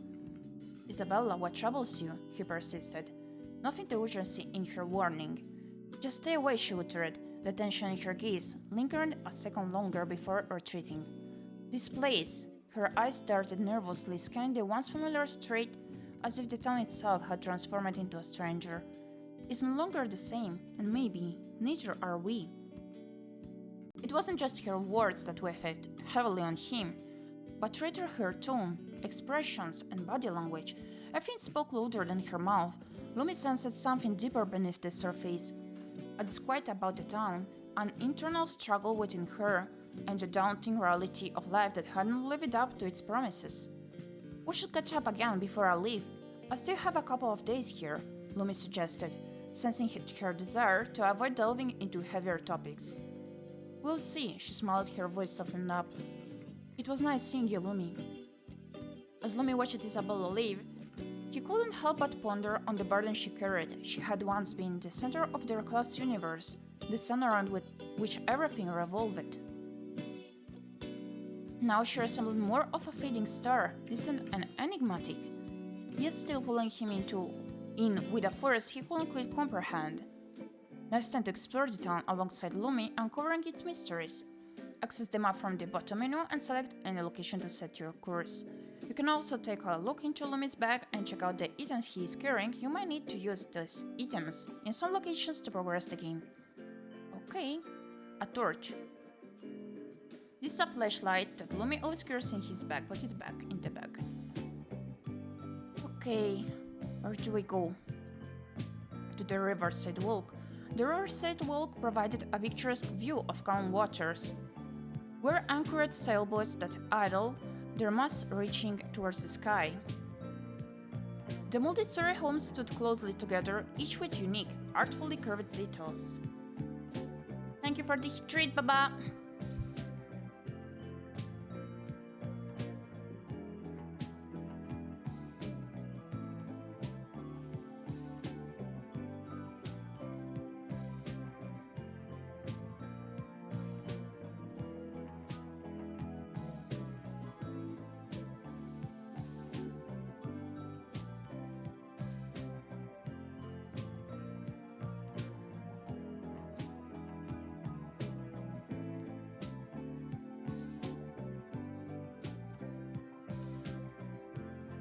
The fox was getting the water.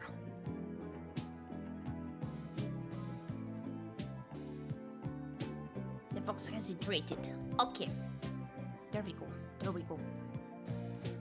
The multi-story homes stood closely together, each with unique, artfully carved details.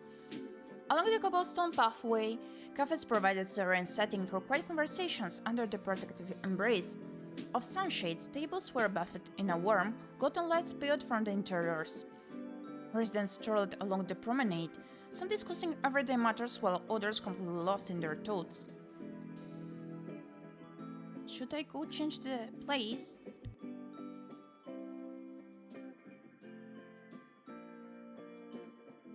Old factory? What is that? Standing in solemn silence, the old factory was a monument of times gone by. Age had not been kind. Rest gently kissed it still, while nature's embrace tightened with every vine and overgrowth. Lumi cast a contemplative glance at the structure. He remained listening intently to his father's stories of his visits to this place. The sagging beams and precarious state of the factory were a stark reminder of the dangers lurking within its decaying walls. Lumi realized that it wouldn't be safe to go in. He continued on his path, leaving the factory to its quiet slumber. Wakey wakey, it is Metal Pipe indeed. Civic District? Maybe.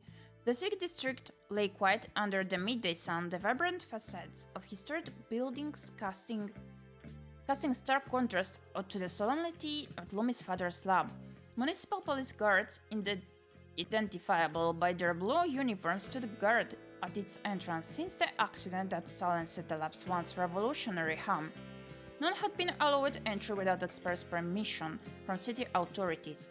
The officers' postures were relaxed yet authoritative, arms crossed, eyes scanning the area with a sense of dutiful vigilance. A barrier of police type marked the lab as an off-limits zone. Despite Lumi's repeated efforts to obtain a permit to enter, his requests were inevitably met with denial. In the distance, the music school where his mother once worked could be seen, its presence a solemn testament to the family's lingering legacy to the town. Oopsie doopsie. Yeah, old pub. Warm lanterns illuminated the space, creating a peaceful and inviting atmosphere. Soft jazz gently caressed guests' ears as a backdrop for the conversations and laughter that filled the air. The name no longer accurately represented the charm of the place. Over time, it had evolved into a welcoming restaurant, and it was partly Clara's doing. In her green apron, neatly tied with a belt, she was circling around the tables, making sure everyone was satisfied. Here, one couldn't help but feel transported into another dimension where time stood still, and simple pleasures of good food and great company reigned above all else. What is this? This quest log is under construction. Okay. Close.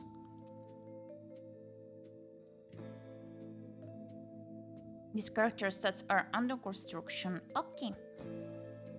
Okay.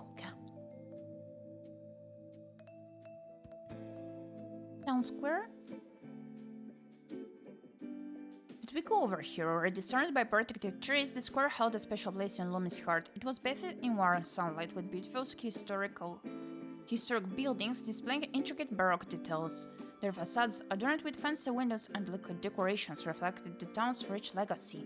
The square was filled with life. A talented street musician entertained a captivated crowd, While curious tourists leisurely explored the area, the cafe's terrace was packed with guests enjoying the nice weather.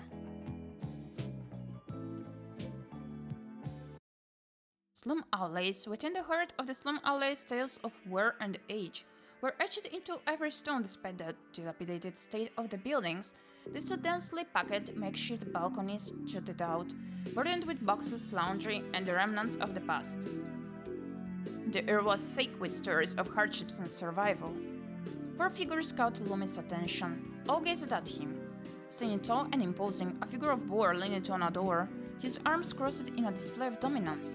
Seated nearby, a second figure barely glanced up, but his guarded posture spoke volumes. Then the two stood in the distance, both noticing Lumi's presence, and something feeling of unease crept in. The weight of their collective stares, coupled with the stifling atmosphere, felt like a warning. The message was clear: staying in here might not be a wise idea. Okay. The dump. Outside the town's limits, where the hum of civilization faded, lay the dump. The uneven terrain, the era of forgotten tales and abandoned aspirations, was littered with time-worn remnants.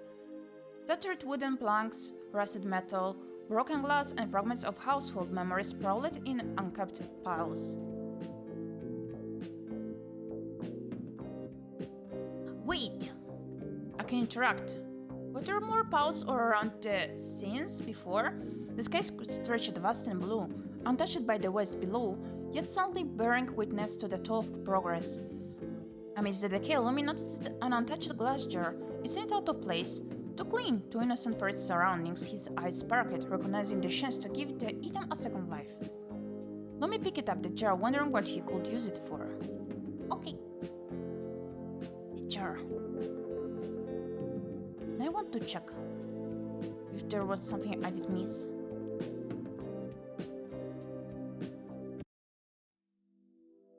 Doesn't seem like so. Enter over here. The chemical solvent plant stood in the heart of the town's industrial area. Its sharp, geometric shape dominated the surroundings, and its sleek white walls reflected light. The building's austere design was accompanied by strategically placed trees, as if mirroring the identity of the structure. Everything had to be done by the book. The trees swayed gently while, inside, the constant hum of machinery provided a steady backdrop. Within these pristine walls, Felix found his daily grind. Yet, for all its gleaming perfection, an intangible tension hung in the air. Lumi could sense it. Something about this place doesn't sit right, though pinpointing the cause remained out of reach. This is an empty glass jar that Lumi found in the dump. Okay. High-rise flats. Lumi found himself surrounded by high-rise flats. Looking up at the buildings, he thought about Clara, Isabella, and their lives within the walls. It wasn't just the uniformity and sterility of the blocks that weighed on him. It was also the hidden shackles of financial constraints. Living here was an affordable solution. As the town's population grew, real estate prices in the town's herds skyrocketed, making the charm of central homes an unattainable dream for many. Okay. There was nothing to pick up either.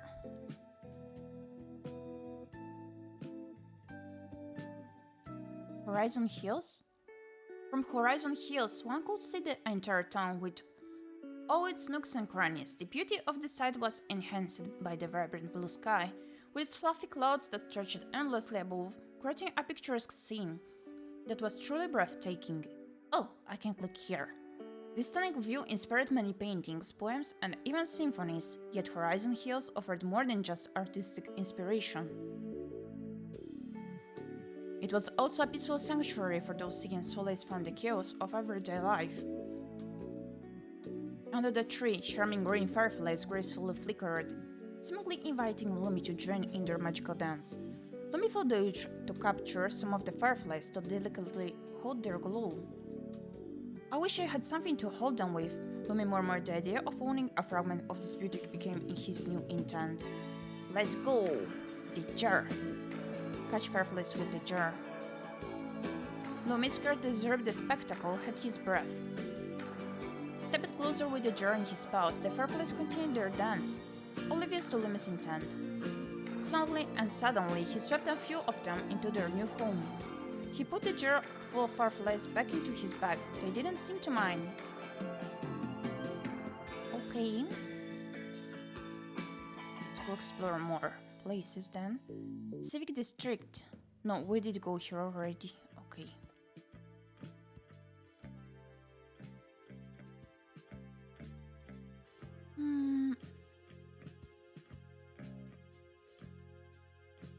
What is the corner inn? Okay. Lumi was greeted by a welcoming atmosphere as he stepped into the inn. Behind the counter stood a receptionist, Bertie the badger. He looks so polite. I don't know. He always wore a sly smile, on his lips. Despite his seemingly friendly demeanor, his eyes almost appeared, constantly seeking opportunities to gain an advantage. Okay, never mind, I was joking. A hand-painted mural added even more uniqueness to the place. The open guestbook invited to leave a mark, its pages yearning for the touch of quill and ink. The rotary phone sat ready for use, its round dial and sturdy handle offering guests a reliable means to make calls.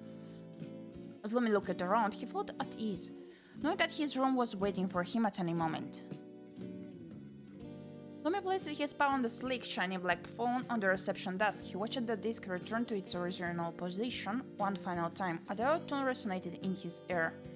"Hey, it's Lumi calling." The cat's observant eyes met Bertie's, and the latter quickly shifted his focus back to work. "Lumi," rejoiced Adrian, "how are you doing?" "It's all good, I just wanted to let you know that I ran into Isabella today. She seemed alright, but..." Lumi's voice trailed off. "But?" Adrian's tone betrayed a hint of worry. Lumi leaned closer to the phone, whispering to ensure the badger wouldn't overhear. "She seemed distant, different," he explained, "not the Isabella I remember." "Interesting," Adrian pondered. "You know, I've been mulling over the town lately. Anything worth discussing?" inquired Lumi, eager to hear Adrian's thoughts. "Perhaps it will be better to meet up and discuss this away from prying ears," Adrian suggested, strategic as usual. The cat quickly glanced at Bertie. "Maybe a game of chess will help us stumble upon an idea, just for old time's sake." "That will be nice," nodded Lumi. "Meet me at the Verdant Cafe then." Lumi, fully on board with the plan, responded with a firm deal. With that, he put the handset back in its place and hurried to the Verdant Cafe to meet Adrian. There we go. The moment Lumi stepped into the cafe, he was greeted by the hypnotic aroma of freshly baked bread. Bread! Mixed with the spicy blend of herbs, sunlight poured through the large windows, illuminating the space. Adrian, already settled comfortably at the table, greeted Lumi with a smile. "Ah, Lumi," he said warmly, extending his paw towards the seat beside him, a silent invitation to join. The fox's face seemed to be basking in the gentle caress of the summer's rays. There was a wooden chessboard resting on the table. The chess pieces were elegantly designed and already arranged on their respective squares. "Am I playing white?" Lumi inquired. "I thought I'd be generous this time." The excitement of the game was already coursing through Adrian's veins. Lumi made his move, pushing the pawn forward. "E4 is a bit boring, don't you think?" "I would say it's universal, not boring." Lumi recovered. Adrian tilted his head, a confident grin on his face, as he moved his pawn to c5. "Sicilian it is," said Lumi, realizing he was in for a challenging battle.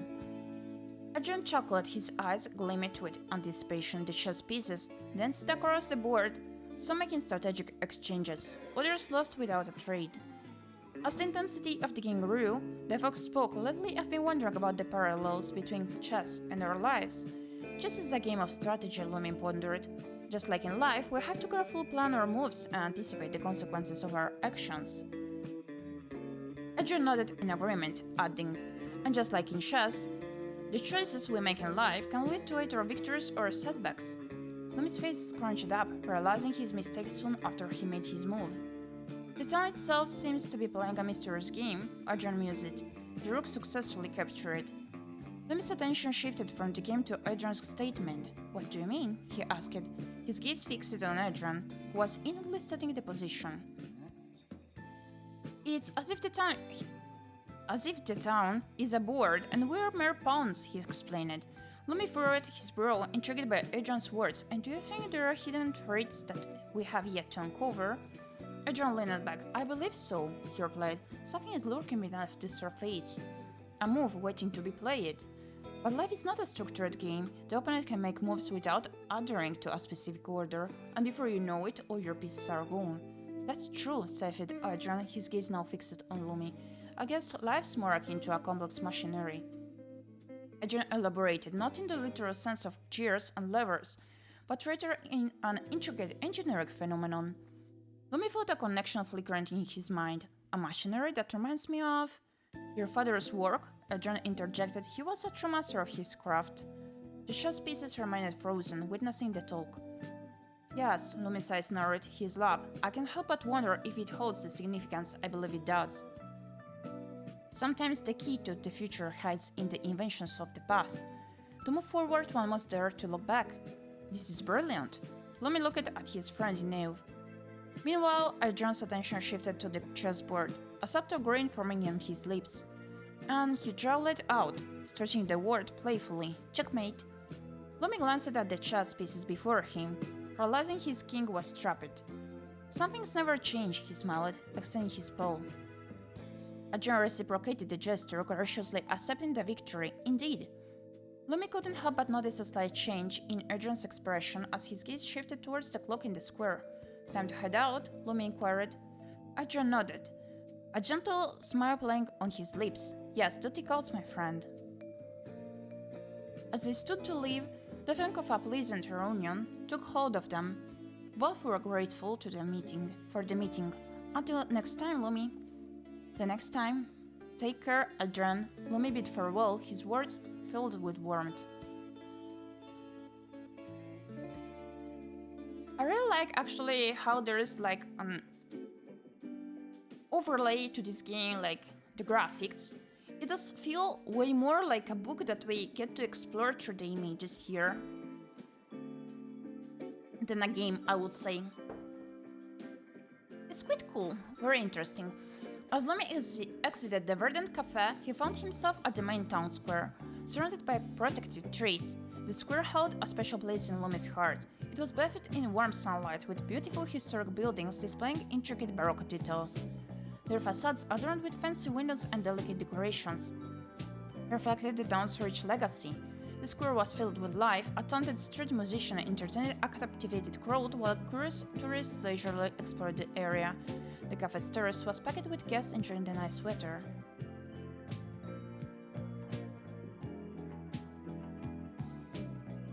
Train station. The Grand Station building stood proudly, capturing attention as the first sight upon entering the town. Its facade showcased a blend of teal and orange, with ornamental stonework and statues poised on high. The square in front was quiet, unusual compared to the hustle and bustle of travelers. Lumi had returned through those very doors, expecting a short visit for the reunion. Yet, with each step, he couldn't shake the feeling of unfinished business. Although the station had typically symbolized an exit, it now felt like an entrance into a new chapter waiting to be written.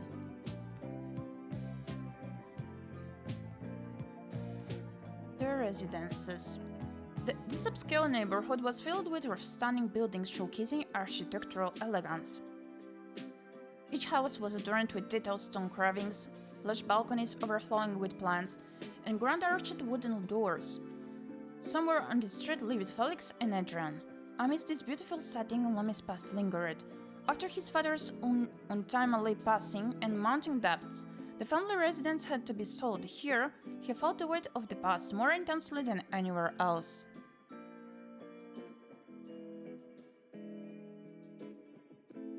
We only missed the outlook to visit, right? Seems like so. The founder's outlook offered a captivating view of the town. It was a place of creativity with its workshops, boutiques, and studios showcasing the town's thriving artistic scene. At the heart of the square stood a proud statue of the town's founding father, a majestic tiger carved in bronze. In stark contrast to the glorious figure, nearby sat a beggar, the mole. His eyes seemed distant, and Lumi struggled to read his face. From Ethan's workshop, distinct The distinct chime of clocks could be heard. With meticulous precision, he skillfully breathed life into those timepieces. As Lemmy approached the mole, the play of light on his torn attire at the practiced posture of knee took him back to the city's shadowed alleys. The mole, gazing skyward, embodied a hope refined by the many who passed by. His thin ball caught the sunlight.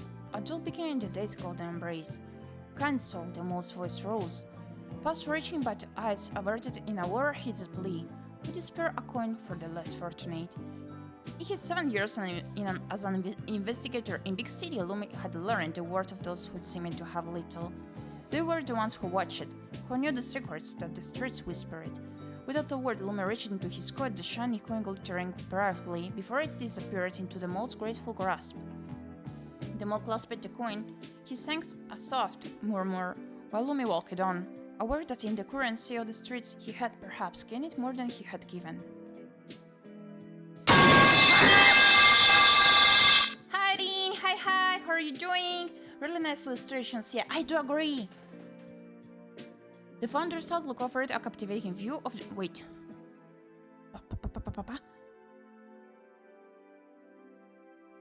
In stark contrast to the glorious figure nearby, it's the one what we read before, okay. The bell outer door rang with a welcoming sound. The workshop was bathed in warm tones that created a cozy atmosphere. The steady ticking of clocks provided a soothing rhythm in the otherwise silent room. Etan's attention was immediately drawn to the sound of the chime. Lumi, his eyes glistened. Good to have you back. What can I do for you? I just dropped by to say hi, Lumi spoke, his paw casually resting in the pocket containing his father's watch. I wanted to see the master at work again, and to thank you once more for this, he patted the pocket lightly. Ethan smiled. It's always a pleasure to see you. The warmth between them was evident. I won't keep you from your work, Lumi returned a smile. Ethan gave a brief, appreciative nod and returned to his work.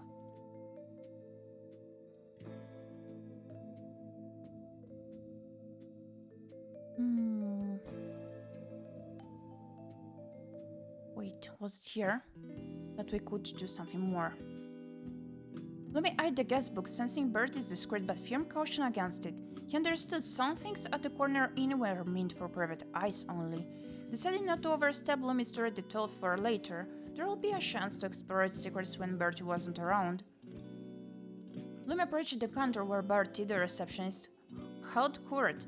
The badger's charm was enticing, yet it also hinted at something devious that kept Lumi from fully trusting him.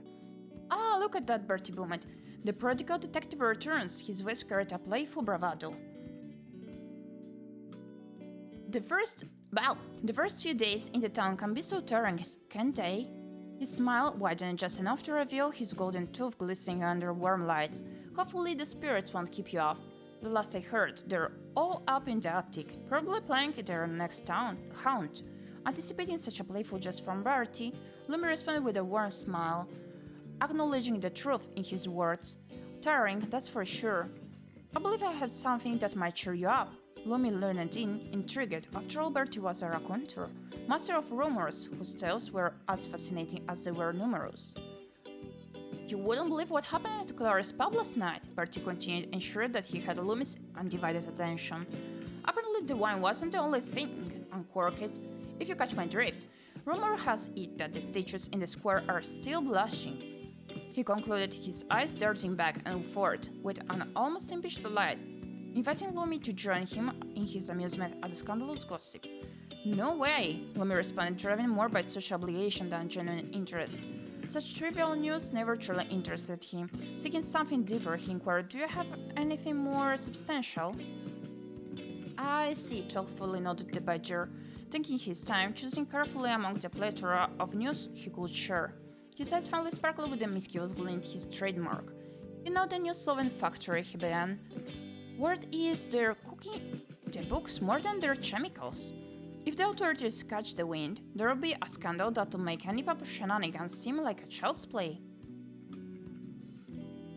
Interesting, Lumi mused. Clearly not yet satisfied, but I'm more curious about the people, not the enterprises.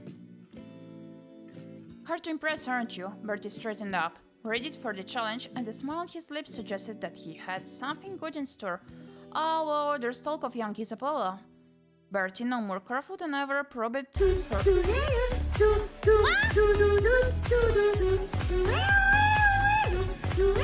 in, Raiders! Welcome in, Mama the Khmer! Thank you kindly for the raid, thank you so much! Let me make a shout out.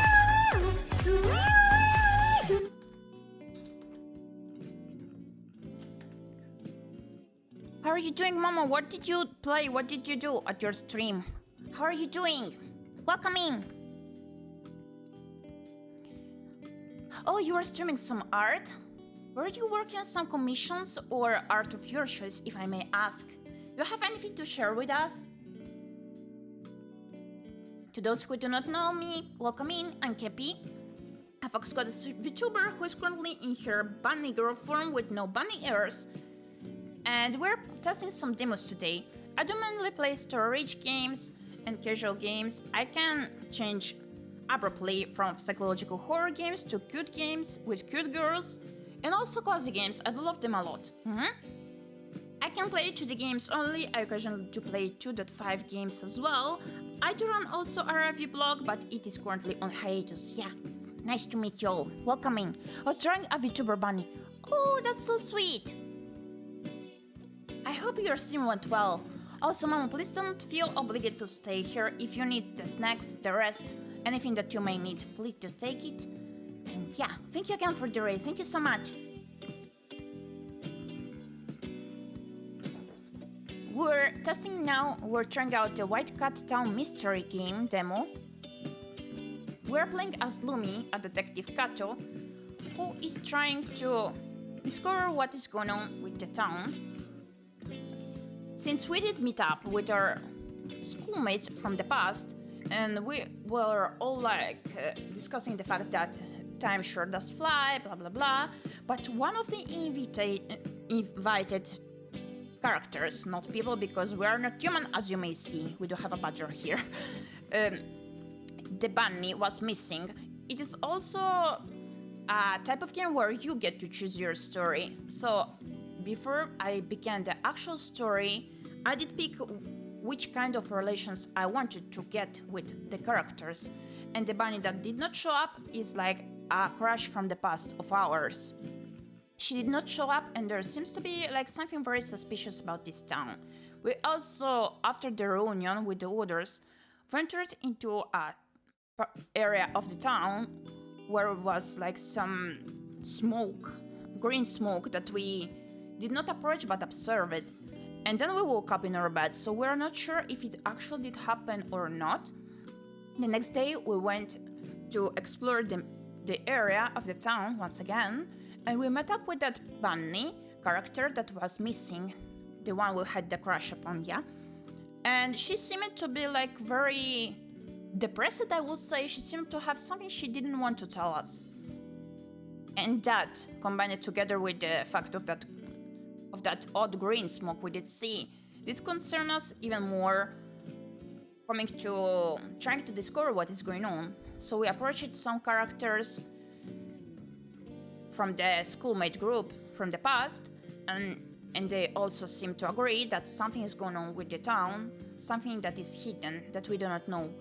And we were here at this place where Bertie the Badger does work, and he is about to share something interesting coming to the news, coming to what we may need, like something that may be worth it to know while getting on this detective work of ours. So hard to impress, aren't you? Bertie straightened up, ready for the challenge, and the smile on his lips suggested that he had something good in store. Oh, well, there's talk of young Isabella. Bertie, now more careful than ever, probed for Lumi's reaction, and realizing that this time he hit the nail in the head, he continued with other dramatic flair. A flower amidst thorns. Seen wilting in the shadows of the slums, such as a small place for a delicate soul, no? Lumi's demeanor sharpened, he sensed a threat to fall. Bertie, a flower like that doesn't wilt without reason. What's wrong here there? Bertie preened under Lumi's investigative gaze. Enjoying the moment, a flower usually seeks the sun, but every now and then is drawn to the darkness, his voice deepened. They say there's a chill to the shadows of late, a darkness that's not just absence of light, The darkness, Lumi paused, letting the words sink in. And where does this darkness come from? Bertie's gaze darted around. Lumi noticed that this was more of a genuine precautionary measure rather than the usual theatrical gesture Bertie was known for, highlighting the weight of the situation. The old factory, my friend. The badger's once vibrant voice turned into a hushed whisper. Some go in, not all come out the same. Lumi's mind pieced together the mosaic of rumors and warnings. Does this have something to do with Isabella and her involvement with the slums? She's always been a wild horror, Lumi. But this is different. She's been dabbling in the darkness, mixing with those who wear it like a second skin. The slums, the factory, it's all connected a web, with threads as sticky as they are sinister. And you, Bertie, Lumi said, his gaze skeptical, looked with the badgers. How do you know all of this? Bertie's chest puffed out, pride and ego swelling. His usual demeanor came back in no time. Bertie knows all because Bertie sees all. Lumi smiled, sensing that the conversation was coming to an end. Thank you. The badger flashed a toothy grin. Just be careful, Lumi, and remember that Bertie is always here to help. And should you encounter any ghosts, send them my way. I've got a tale or two to settle their restless spirits. Okay. So what do we do now? Maybe we don't return to the slum alleys, but it seems like it was a bad idea to hang around here. We do also have the inventory with us. And it was mentioned how we may need to use something eventually to proceed with the game. What is this? As Lumi stepped inside the factory, a sudden darkness swallowed all light. A stark challenge even for Lumi's cat eyes. The silence was absolute, his own heartbeat loading his ears, straining to see provided futile. This unnatural blackness was unsettling. That's not right. He realized a cat's night vision failing him. Here sparkled unease. Oops. I'm bad. I misclicked. Not this. Here. Okay, the torch. Turn it and light up the room. Lumi reached for the trusty flashlight. Its familiar weight served as a small comfort. With a determined click, he was sure he would summon light. But there was nothing, no comforting beam to pierce through the gloom. No halo of safety to guide his way, just the relentless presence of the pressing dark. Gotta go prepare dinner. Have a fun stream, Gyepi. Thank you kindly, have an amazing dinner. Thank you again for the raid. Take care. Bye-bye. Lumi clicked again, his frown deepening. A sense of frustration washed over him. It was like the darkness was a living creature smothering the flashlight's capability. Okay, so we hide the fireflies. Oh my! Time to dance it is!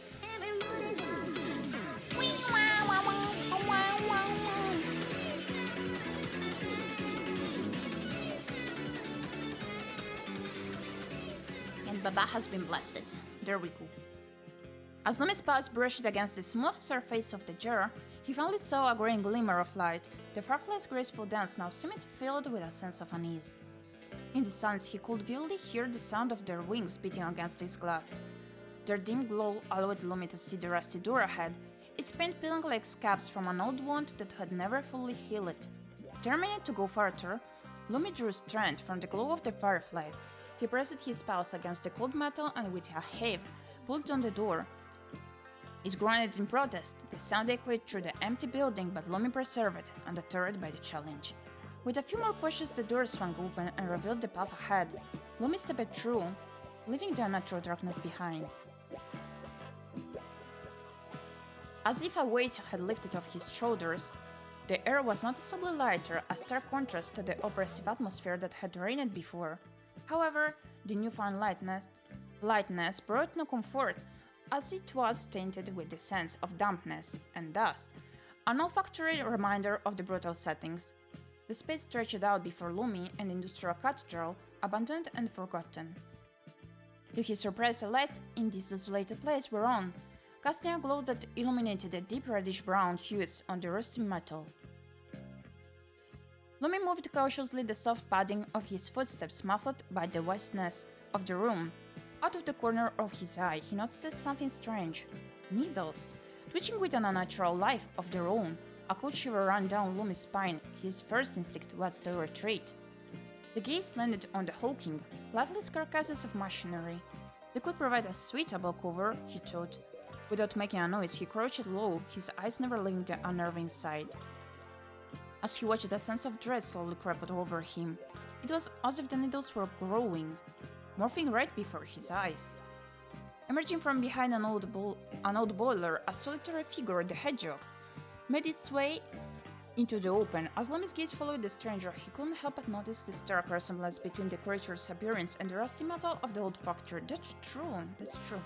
The palette is similar. It was as if he blended in with the world around. Lumi stepped out from the hiding place, his heart racing but his posture composed. Hello? His voice bounced off the walls and filled the space. The hedgehog paused, his head tilting slightly at the sight of Lumi. Haven't seen a cat around these parts in many moons. His voice was steady and deep. Who are you? Lumi inquired. Please forgive me for my lack of manners, the stranger replied, adjusting his coat. I haven't seen anyone for a long time. He glanced around, not even the infamous porcupine, the king of the slums. He graced the last words with a smirk. He paused before continuing. Roland. He gave a slight nod. It was then that Lumi noticed the paw deformed and horrifically charred down to the bone. Oh my goodness. What happened to you? He asked. This? Roland said, lifting the paw into the light. A gift from the shadows, I suppose. The darkness crept in akin to a slow poison. I tried to understand it, found its source, but he glanced at the bones. It found me first. He moved closer, his eyes glowing an eerie, unnatural shade of red. Lumi's a forgotten memory had been triggered. You're a father, he gasped. You look exactly like your father. My father? Lumi's heart sank. A wound not yet fully healed was exposed. He stood rooted to the spot. His toes raced at the unexpected mention. The stranger nodded, his expression reflective. A man of great wisdom. Lumi's mind was swirling with questions, but before he could voice them, Roland spoke. I worked here, he began, his gaze sweeping around the derelict surroundings. Your father used to visit us, he continued. Back then, everyone looked down on him and his bizarre research. His gaze turned distant. But your father, he saw the storm coming when the rest of us were basking in the sun. Lumi's gaze never wavered. My father was... What was he looking for? He was just on the brink of something, a discovery that was just out of reach, said Roland. He believed that the shadows were not simply the absence of light, but something alive, something that could be understood and maybe even controlled. Lumi listened intently, vaguely remembering his father's stories of this place. His lab, he murmured. That's why they've closed it. Roland smiled, recalling Lumi's father and the similar expression on his face when he stumbled upon a clue. Lumi's mind raced with new information, each piece of a jagged edge fitting into a more complex puzzle. You mentioned the porcupine, the king of slums? Roland's laughter resembled a dry cough. The porcupine. He may hold the power, but not in the way you imagine. He'll lead cartels, even the lowliest ones. Even the beggars. He's the underbelly of desperation, a criminal overlord who thrives in the fringes, where darkness is currency. If the authorities have kept their promise and left your father's lab untouched, it's the one who would know how to get in. Lumi nodded, understanding the gravity of his next move. Thank you, Roland. The hedgehog nodded back, his eyes never leaving Lumi's. Then go and remember, sometimes the most dangerous thing is not the darkness around us, but the darkness within.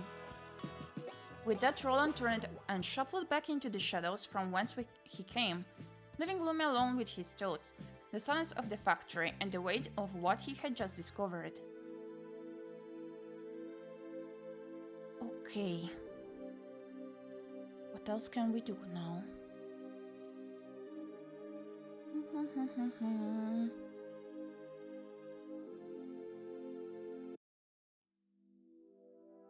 I guess it's not here that we have to go.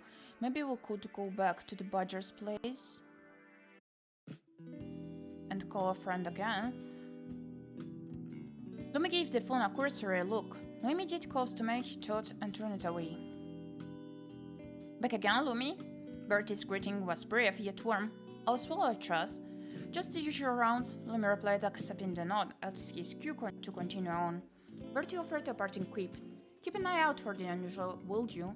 Lumi's response was a simple smile as he moved on, the silent hum of the inn wrapping around him like a familiar cloak.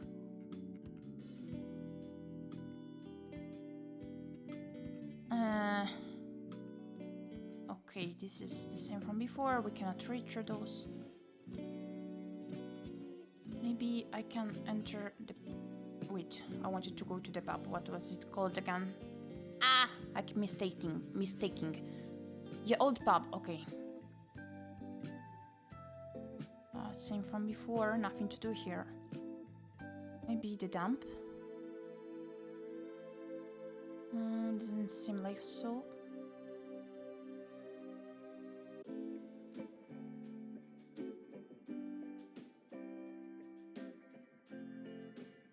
As Lumi approached the mall, he couldn't help but notice his torn and ragged clothes. The mall looked up at the sky, his eyes filled with a glimmer of hope that seemed to have been honed through countless encounters with passers-by.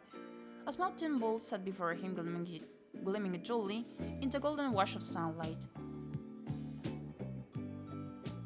Kind soul, the mole began, extending his paws upwards, deliberately avoiding eye contact. Would you be so generous to spare a coin for a creature less fortunate?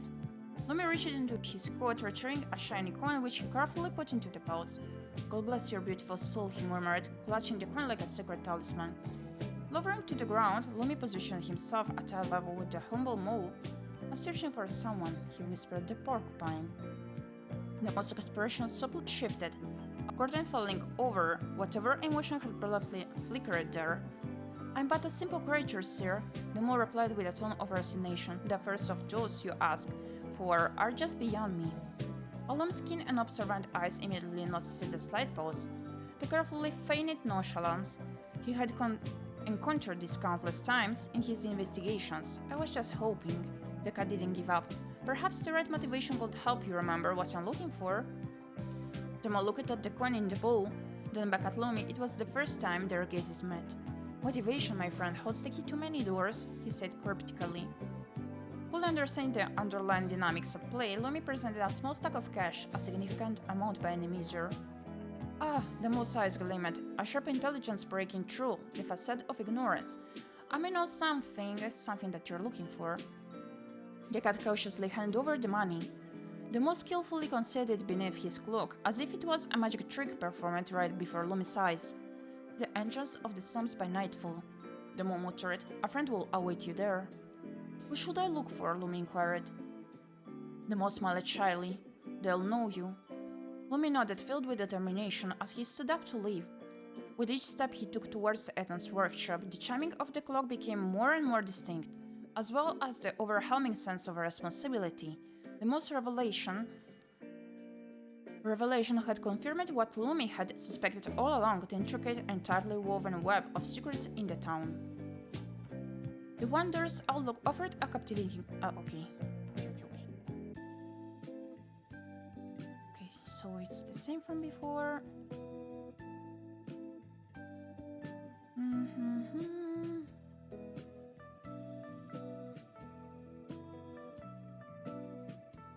So...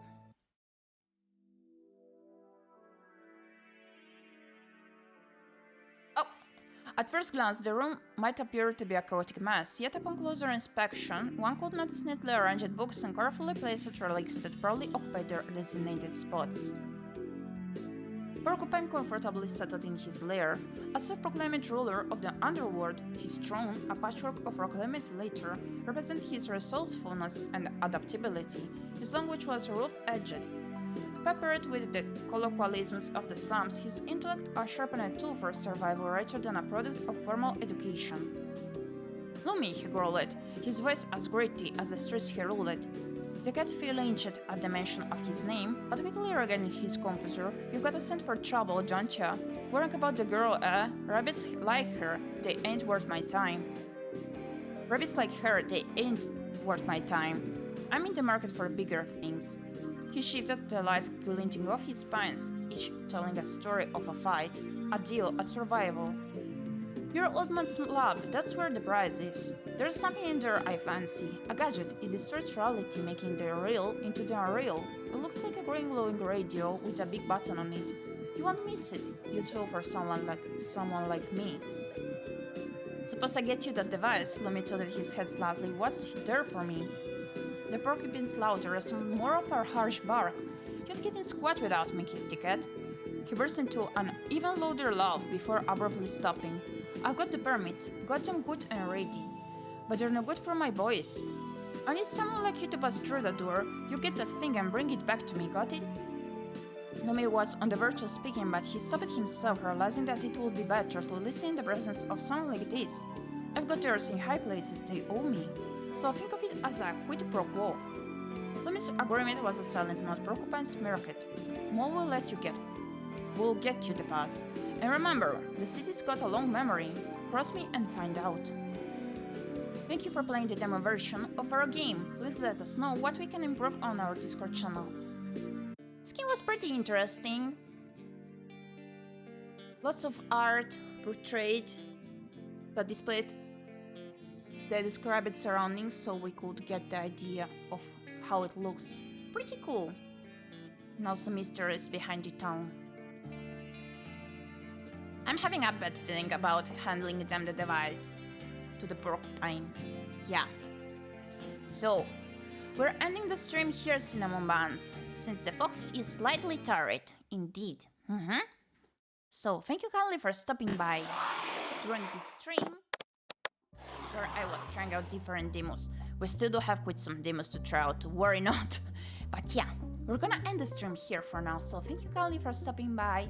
As always, your presence is very appreciated, be it you interact in the chat or are lurking. I do very cherish. Wow, my tongue slipped! I do cherish y'all at cinnamon buns, is what I was trying to say, but the fox may have felt a bit of embarrassment, so her tongue slipped once again. Thank you for the help, Pat. And once again, I'm short. As in, I'm not actually short, but I'm sitting, so the headpad cannot reach me. Let me fix that. Let me fix that just a second. Pam pam. Pam pam. Pam pam. Pam pam. Pam pam. Pam pam. Pam pam. Give me a second. We're gonna narrate someone. Give me just a second. If you had a preferred demo that I went through, please let me know which one was it. I'm quite curious to know. So, I did enjoy a lot Urban Jungle demo, but I think White Cat Town is the one that I did enjoy the most, yeah. This fox does like storage games indeed. So, let's see home to raid, just a second.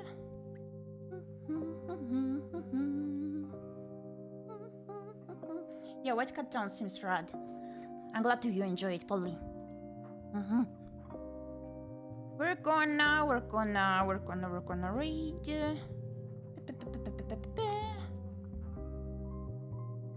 Just a second.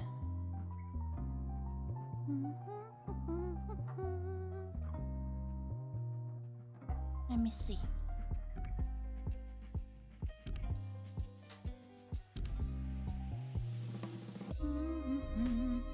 We're gonna write ᴄᴏᴍᴍᴜ.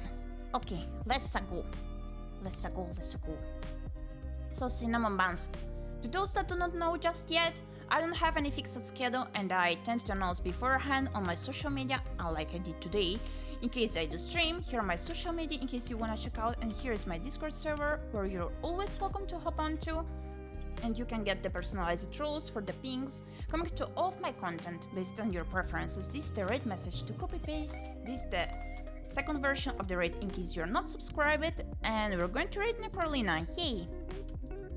Just a second. Okay, let's begin the raid. Hop on, cinnamon buns, hop on. We're going to see each other soon, and we have to continue Beacon Pines game as well as the one of the world according to girl, since I want to beat that game eventually. So yeah, see you soon. Bye bye.